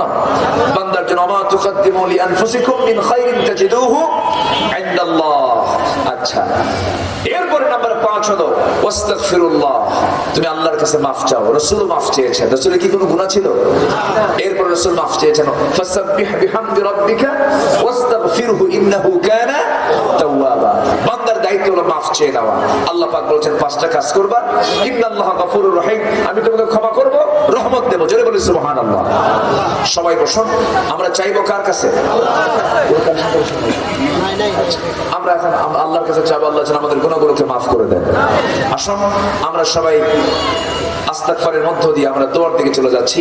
সবাই বলে সুবহানাকাল্লাহুম্মা আশহাদু আল্লা ইলাহা ইল্লা আনতা আস্তাগফিরুকা ওয়া আতুবু ইলাইকা। চিৎকার মেরে বলি, আল্লাহ আমার জীবনে সগীরা কবীরা, ছোট বড় সব গুনাহ তুমি আল্লাহ মাফ করে দাও, মাফ করে দাও। জোরে বলুন ইয়া রাব্বাল আলামিন। জি, নামাজের মতো করে আমরা একটু বসি, আমরা আল্লাহর কাছে চাই আল্লাহ যেন আমাদেরকে মাফ করে দেন। আমি কসবায় যখন পা রেখেছি, প্রথম মনে পড়েছে আমার অত্যন্ত কাছের প্রিয় ভাইয়ের কথা। তিনি আজকে আমাদের মাঝে নাই। এই মাহফিল আমি 2বার এসেছিলাম, 2বারই তিনি সভাপতি ছিলেন না? আজকে উনি থাকলে বলে ওনার সেই সদা হাস্যোজ্জ্বল সেই চেহারাটা আজকে আমার চোখের সামনে ভাসত। খুব মিশুক মানুষ ছিলেন। এই লোকটা এত ক্ষণজন্মা আমি কল্পনাও করতে পারিনি। চোখের সামনে থেকে তিনি কেমনে চলে গেলেন আমাদের মাঝ থেকে। মরহুম মকবুল গোলাম সরওয়ার সাইদি রাহিমাহুল্লাহ, আল্লাহ তুমি তার কবরটাকে জান্নাতের নূর দিয়ে মুনাফফার করে দাও। বয়স তো খুব বেশি হয়নি, তার চেয়ে কত বয়সী মানুষ এখানে বসে আছে। আজকে তিনি চলে গেছেন, আমরা তার জন্য দোয়া করি। আমি দোয়া চাচ্ছি, তার জন্য দোয়া করবেন না? সবাই তার জন্য দোয়া করবেন। আল্লাহ তুমি তার পরিবার যে আছে, সন্তান 3টা ছেলে সন্তান আছে, আমি দেখেছি, আমি তাদেরকে চিনি, আল্লাহ তুমি তাদের উড়ি হয়ে যাও। তার স্ত্রী চরম অসুস্থ, আল্লাহ তুমি তাকে সিহাতে কুল্লিয়া দিয়ে দাও। আসলে এগুলো পরীক্ষা, এগুলো কি বলেন তো? পরীক্ষা। আল্লাহ তুমি সবরে জামিল, সুন্দর ধৈর্য ধরার তৌফিক তুমি আল্লাহ দিয়ে দাও। আমরা ওই পরিবারটার জন্য দোয়া করি। অনেকে দোয়া চেয়েছেন, অনেকে বিভিন্ন জায়গা থেকে বিভিন্ন রকম দোয়া চেয়েছেন, অনেকের আব্বা আম্মা দুনিয়া থেকে বিদায় নিয়েছেন। সবার জন্য আমরা খাস করে দোয়া করবো, আল্লাহ যেন আমাদের সবাইকে মাফ করে দেন, আমাদের আব্বা আম্মাকে মাফ করে দেন। এই এলাকার প্রতি খাস রহমত নাযিল করেন। এই এলাকার প্রত্যেকটা ঘরকে ইসলামের দুর্গ বানায় দেন। ঘরে ঘরে খাদিজা, আয়েশা, সুমাইয়া, খাওলার মতো নারী আল্লাহ পাক পয়দা করে দেন। জেনে বলি আল্লাহুম্মা আমিন। ভাইজান, আপনার নাম তো ভুলে গেছেন, কবির মুন্সি ভাই। জি, কবির, কবির তো কবির। আল্লাহ তুমি তাকে কবির করো, বড় করো। জোরে বলি আল্লাহুম্মা আমিন। কিন্তু মুখে দাড়ি নাই, দাড়িটা রাখা দরকার, তাই না? দাড়ি রাখলে আরো সুন্দর দেখা যাবে। আগামীতে আমরা দাড়িওয়ালা দেখবো। জোরে বলি ইনশাআল্লাহ। দাড়িতে সম্মান কমে না বাড়ে? সম্মান কমে না বাড়ে? অনেক মাহফিল এরকম পেয়েছি আমি, অনেকে দাড়ি রাখছে, আমার কথা অনেকে দাড়ি রেখে দিয়েছে, পরে ফোন দিয়ে বলে হুজুর আপনার এই সবক পাওয়ার পর আমার সালামের পরিমাণ বেড়ে গেছে, সম্মান বেড়ে গেছে, সামাজিক মর্যাদা বেড়ে গেছে। সম্মানিত ভাইয়েরা, একটাই সুন্নাত পৃথিবীতে, বাহ্যিক সুন্নাত, যে সুন্নাত কবর পর্যন্ত যাবে। সুবহানাল্লাহ বলবেন না? এই সুন্নাত, এটা এমন একটা সুন্নাত, মানে এটা এমন একটা সুন্নাত, দায়মি সুন্নাত, যেটা কবর পর্যন্ত চলে যাবে। জোরে বলি সুবহানাল্লাহ। সাথে চলে যাবে। তাছাড়া কিছু যাবে সাথে, বলেন তো?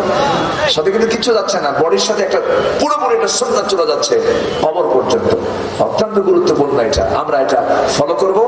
দাড়ি রাখা কিন্তু সুন্নাত না, দাড়ি রাখা কিন্তু মুস্তাহাব না, দাড়ি রাখাটা হলো ওয়াজিব। দাড়ি রাখা কি ওয়াজিব। সুন্নাতুল উলামা, পৃথিবীর সমস্ত আলেমদের এটা সুন্নাত। সুন্নাতুল আম্বিয়া, সমস্ত আলেমদের এটা সুন্নাত। আর হুকুম হচ্ছে সমস্ত উলামা একমত এটা ওয়াজিব। এটা কি ওয়াজিব। আল্লাহ তুমি এটা ফলো করার তৌফিক দাও। একটু কষ্ট দিয়ে ফেললাম মনে হয় কবির ভাই। আচ্ছা, আসুন আমরা দোয়া করি, আমরা আল্লাহর কাছে চাই আল্লাহ যেন আমাদেরকে মাফ করে দেন। আপনি দোয়া করেন। জি, মাদ্রাসার সম্মানিত সভাপতি মহোদয় তিনি অসুস্থ। জি,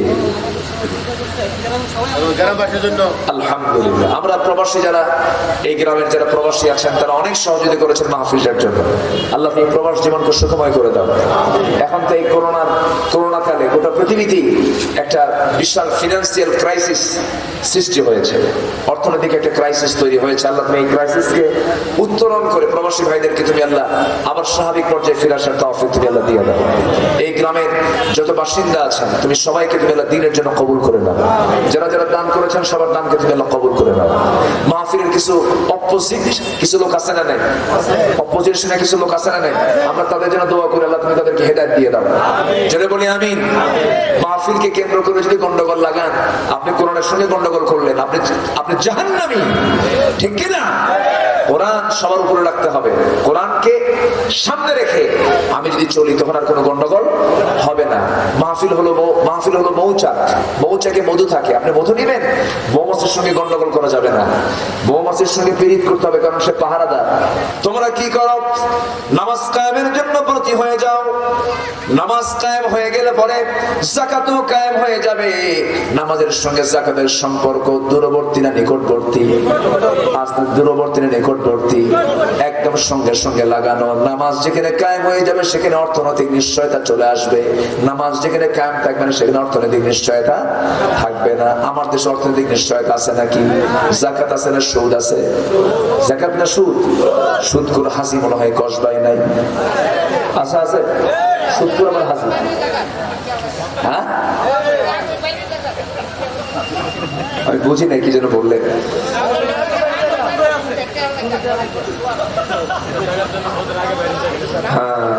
জি জি জি জি জি। আবার হজে যাওয়ার সময় কিন্তু সুদের টাকা লাগে। হজে যাওয়ার সময় বলে যে এই সুদের টাকাটা আমার হজ হবে না, অতএব বাবার সম্পত্তি বিক্রি করে যাই। এরকম আছে না? বলেন তো, কি গ্রামার খাটায়? আপনি গ্রামার খাটায় ইসলাম মানবেন? ইসলাম এরকম করে মানলে হবে না। ইসলাম মানে নিজের ইচ্ছায় না, আল্লাহর ইচ্ছায় চলতে হবে। কার আইনে চলতে হবে? আল্লাহর আইনে চলতে হবে। আল্লাহ সবাইকে তুমি আল্লাহ কবুল করে নাও। জোরে বলি আল্লাহুম্মা আমিন। সবার বাড়িতে মা বোন আছে না নাই? আনুষ্কার মতো যদি না হতে হয় তাহলে অবশ্যই ইসলামী যে নীতিমালাগুলো, ইসলামের যে বিধিবিধানগুলো মানার দরকার আছে না? সবচেয়ে গুরুত্ব হলো পর্দার দিকটা। সবচেয়ে গুরুত্বপূর্ণ আজকে সমাজের সবচেয়ে বড় সংকট হলো মেয়েদের অবাধ মেলামেশা, নোংরামি, বেহায়াপনা, অবাধ যৌনাচার। এগুলোকে বন্ধ করতে হবে। পারিবারিক ভাবে আমরা সিদ্ধান্ত নেব। জোরে বলি ইনশাআল্লাহ। আমার মেয়ে আমাকে জাহান্নামে নিয়ে যাবে, আমার বোন আমাকে জাহান্নামে নিয়ে যাবে, আমার স্ত্রী আমাকে জাহান্নামে নিয়ে যাবে, আমার মা আমাকে জাহান্নামে নিয়ে যাবে। কেন? যদি আমরা এই ব্যাপারে যদি সজাগ না হই, অতএব তাদের কারণে আমরা জাহান্নামে যাই। আমরা কি চাই? আমরা কি চাই? চাই না। এই জন্য তাদেরকে আমরা বিশেষ করে পর্দার বিষয়টা আমরা বোঝানোর চেষ্টা করব। 14 জন পুরুষ ছাড়া কারোর সঙ্গে দেখা করা যাবে? আসতে বলবেন না, যাবে না। এই বিষয়গুলো আমরা খেয়াল করার চেষ্টা করব। আল্লাহ তুমি তৌফিক দাও। জোরে বলি আমিন। আরো জোরে আল্লাহুম্মা আমিন। এবং নামাজের ব্যাপারে পারিবারিক শাসন দরকার আছে না নাই? আছে না? আছে না? স্কুলে যায় না তার জন্য শাসন হয়, নামাজের জন্য শাসন হয় না। নামাজের শাসন হবে কেমনে? নিজেই তো নামাজ পড়ে না, ঠিক কিনা? আপনি সন্তানকে নেশা মুক্ত রাখবেন কেমনে? আপনি নিজেই তো নেশা করেন। এই জন্য আমরা সবাই সজাগ হব। জোরে বলি ইনশাআল্লাহ। আল্লাহ তুমি সবাইকে সেই তৌফিক দিয়ে দাও। আজান হয়েছে, আরো 10-15 মিনিট আগে আজান হয়ে গেছে। মুসল্লিদের মধ্যে একটা উন্মাদনা কাজ করে। আজান হলে পরে নামাজ আমাদের পড়তে হবে, নামাজ আজকের থেকে আর কেউ ছেড়ে দেব না, এমন সিদ্ধান্ত কি নেওয়া যায়? নেমাতবাদের কোনো ঘরে আর বেনামাজি থাকবে না। এই মাহফিল থেকে এই সিদ্ধান্ত আমরা নেব যে নেমাতবাদের প্রত্যেকটা ঘরে কোনো বেনামাজি মানুষ থাকবে না। সবাইকে 5 ওয়াক্ত নামাজ আমাদের পড়তে হবে। রাজি আছেন তো সবাই? কারা কারা 5 ওয়াক্ত নামাজ পড়ে হাত তুলে দেখান তো। জোরে বলি ইয়া আল্লাহ, আরো জোরে ইয়া আল্লাহ, ইয়া রহমান। আমাদেরকে 5 ওয়াক্ত সালাত জামাতের সাথে আদায় করার তৌফিক তুমি আল্লাহ দিয়া দাও। জোরে বলি আমিন, আরো জোরে আমিন, আরো জোরে আমিন। দারুণ খুশি হয়ে গেলাম। দিনের বেলায় মানুষ কত ব্যস্ত থাকে, কত অফিসিয়াল কাজ থাকে, কত ব্যক্তিগত কাজে মানুষ ব্যস্ত হয়ে পড়ে। আজকের মাহফিলে সব বন্ধ করিয়া, অনেকে খাওয়া করেন নাই দুপুরে, আসেন এরকম, অনেকে খান নাই, সকালে খেয়ে অনেক দূর থেকে চলে আসছেন, খাওয়া দাওয়া করেন নাই, আমি নিজেও খাই নাই এখনো। তো যাই হোক, রাস্তায় পড়েছিলাম, তো এই যে একটা কষ্ট করে আমরা দিনের বেলা কোরআনের জন্য সময়টা আমরা দিয়ে দিয়েছি, আল্লাহ যেন এটাকে জান্নাতের ওসিলা করেন। জোরে বলি আল্লাহুম্মা আমিন। সময়টা না বাড়িয়ে আজান হয়ে গেছে, আমরা সেদিকে খেয়াল করে যতটুকু হয়েছে আমরা বলে ফেলি আলহামদুলিল্লাহ। আরো জোরে বলি আলহামদুলিল্লাহ। 5টা কাজ, কোরআন পড়বো আমরা, নামাজ কায়েমের সংগ্রাম করব, যাকাত ভিত্তিক অর্থনীতি চালু করার জন্য আমরা আন্দোলন করব। জোরে বলি ইনশাআল্লাহ। আমরা করজ দেব কাকে? আল্লাহ তো অভাব না, আল্লাহ কি সেজন্য করজ চান? আল্লাহ চাচ্ছেন করজ আল্লাহর জন্য না বান্দার জন্য? বান্দার জন্য। আমা তুকদ্দিমু লিআনফুসিকুম মিন খায়রিন তাজিদুহু ইনদাল্লাহ। আচ্ছা, এরপরে নাম্বার 5 হলো ওয়াস্তাগফিরুল্লাহ। তুমি আল্লাহর কাছে মাফ চাও। রাসূল মাফ চেয়েছেন, রাসূলের কি কোনো গুনাহ ছিল? এরপর রাসূল মাফ চেয়েছেন, ফাসাব্বিহ বিহামদি রাব্বিকা ওয়াস্তাগফিরহু ইন্নাহু কানা তাওয়াবা। বান্দার দায়িত্ব হলো মাফ চেয়ে নেওয়া। আল্লাহ পাক বলেছেন 5টা কাজ করবা, ইন্নাল্লাহা গফুরুর রহিম, আমি তোমাকে ক্ষমা করব, রহমত দেব। জোরে বলি সুবহানাল্লাহ। সবাই বসো, আমরা চাইবো কার কাছে? আমরা এখন আল্লাহর কাছে চাইবো, আল্লাহ যেন আমাদের গুনাহগুলোকে মাফ করে দেন। আসুন আমরা সবাই ইস্তিগফারের মধ্য দিয়ে আমরা দোয়ার দিকে চলে যাচ্ছি। সবাই বলে সুবহানাকাল্লাহুম্মা আশহাদু আল্লা ইলাহা ইল্লা আনতা আস্তাগফিরুকা ওয়া আতুবু ইলাইকা। চিৎকার মেরে বলি ইয়া আল্লাহ, আমার জীবনে সগীরা কবীরা, ছোট বড় সব গুনাহ তুমি আল্লাহ মাফ করে দাও, মাফ করে দাও। জোরে বলুন ইয়া রাব্বাল আলামিন। জি, নামাজের মতো করে আমরা একটু বসি, আমরা আল্লাহর কাছে চাই আল্লাহ যেন আমাদেরকে মাফ করে দেন। আমি কসবায় যখন পা রেখেছি, প্রথম মনে পড়েছে আমার অত্যন্ত কাছের প্রিয় ভাইয়ের কথা। তিনি আজকে আমাদের মাঝে নাই। এই মাহফিল আমি 2বার এসেছিলাম, 2বারই তিনি সভাপতি ছিলেন না? আজকে উনি থাকলে পরে ওনার সেই সদা হাস্যোজ্জ্বল সেই চেহারাটা আজকে আমার চোখের সামনে ভাসতো। খুব মিশুক মানুষ ছিলেন এই লোকটা, এত ক্ষণজন্মা আমি কল্পনাও করতে পারিনি। চোখের সামনে থেকে তিনি কেমনে চলে গেলেন আমাদের মাঝ থেকে। মরহুম মকবুল গোলাম সরওয়ার সাইদি রাহিমাহুল্লাহ, আল্লাহ তুমি তার কবরটাকে জান্নাতের নূর দিয়ে মুনাফফার করে দাও।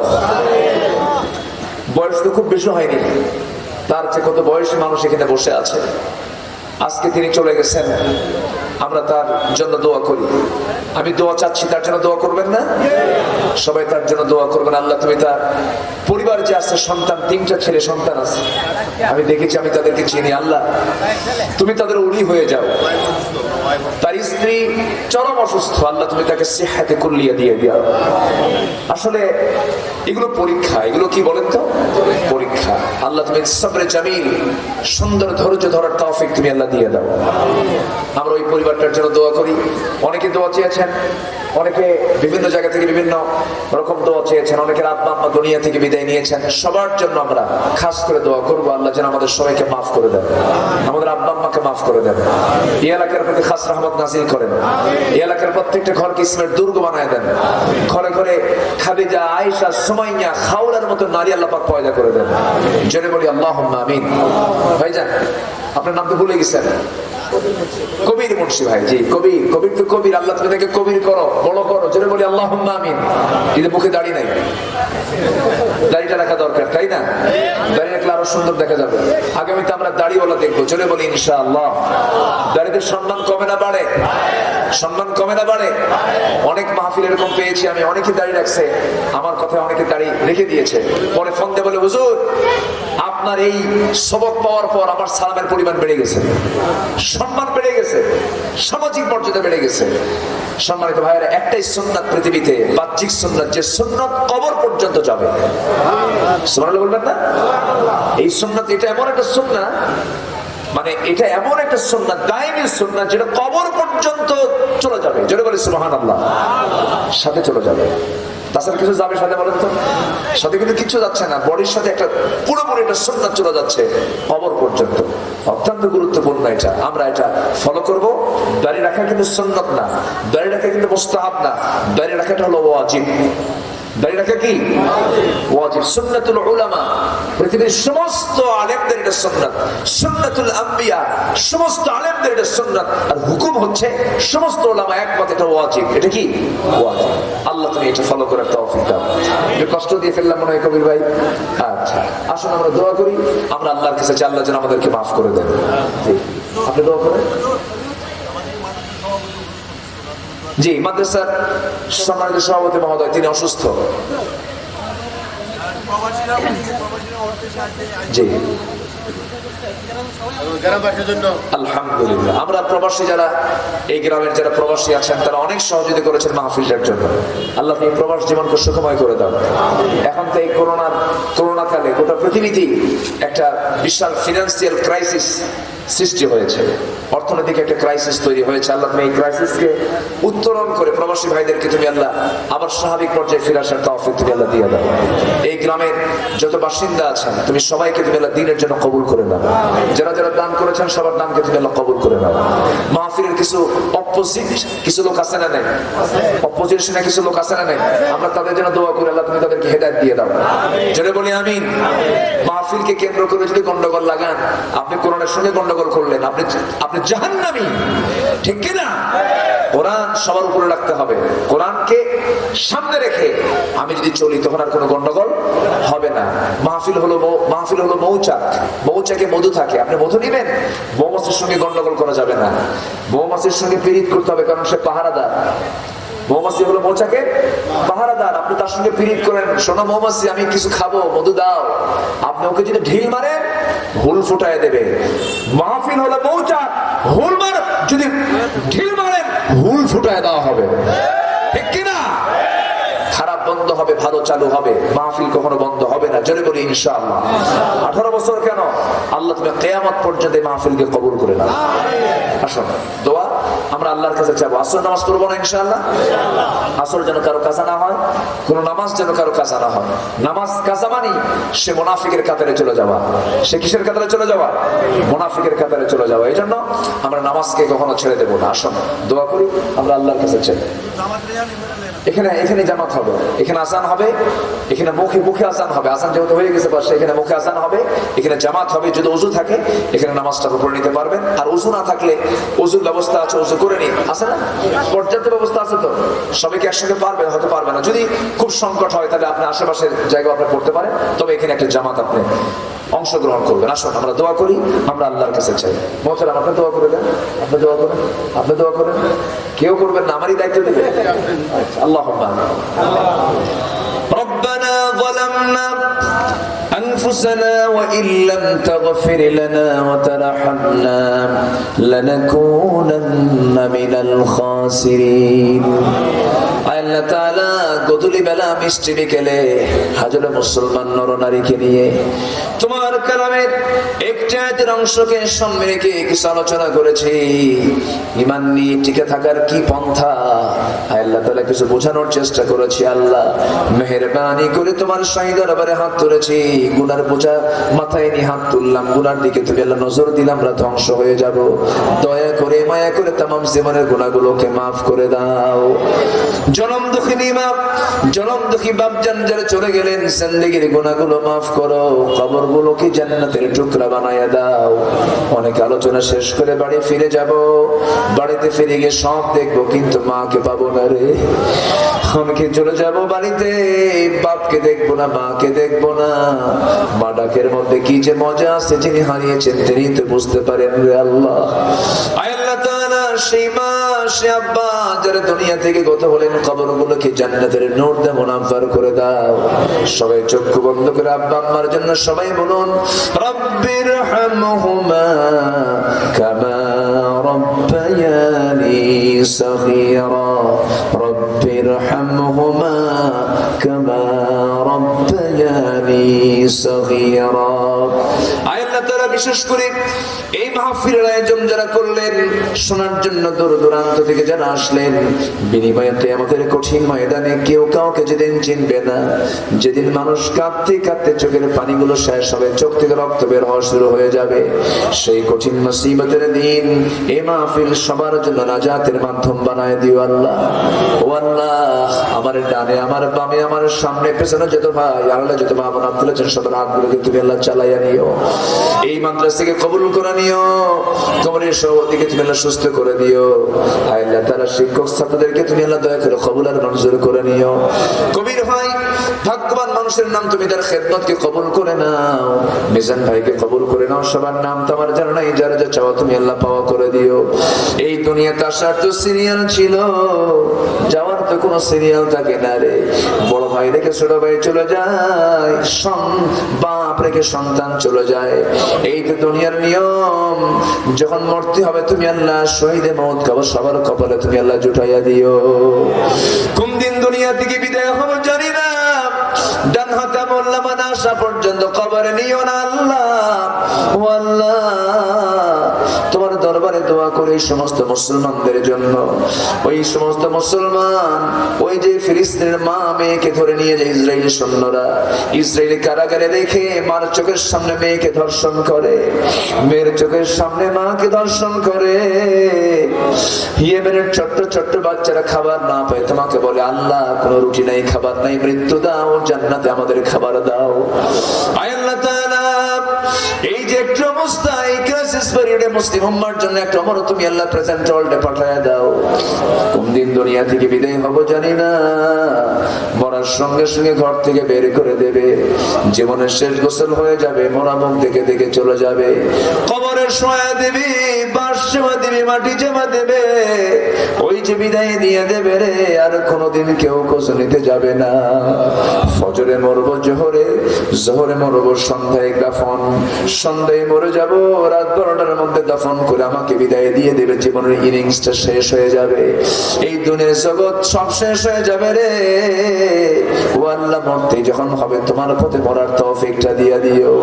মওতের সময় সবার জবানে জারি করে দিও লা ইলাহা ইল্লাল্লাহু মুহাম্মাদুর রাসূলুল্লাহ। আসসালামু আলাইকুম ওয়া রাহমাতুল্লাহি ওয়া বারাকাতুহু।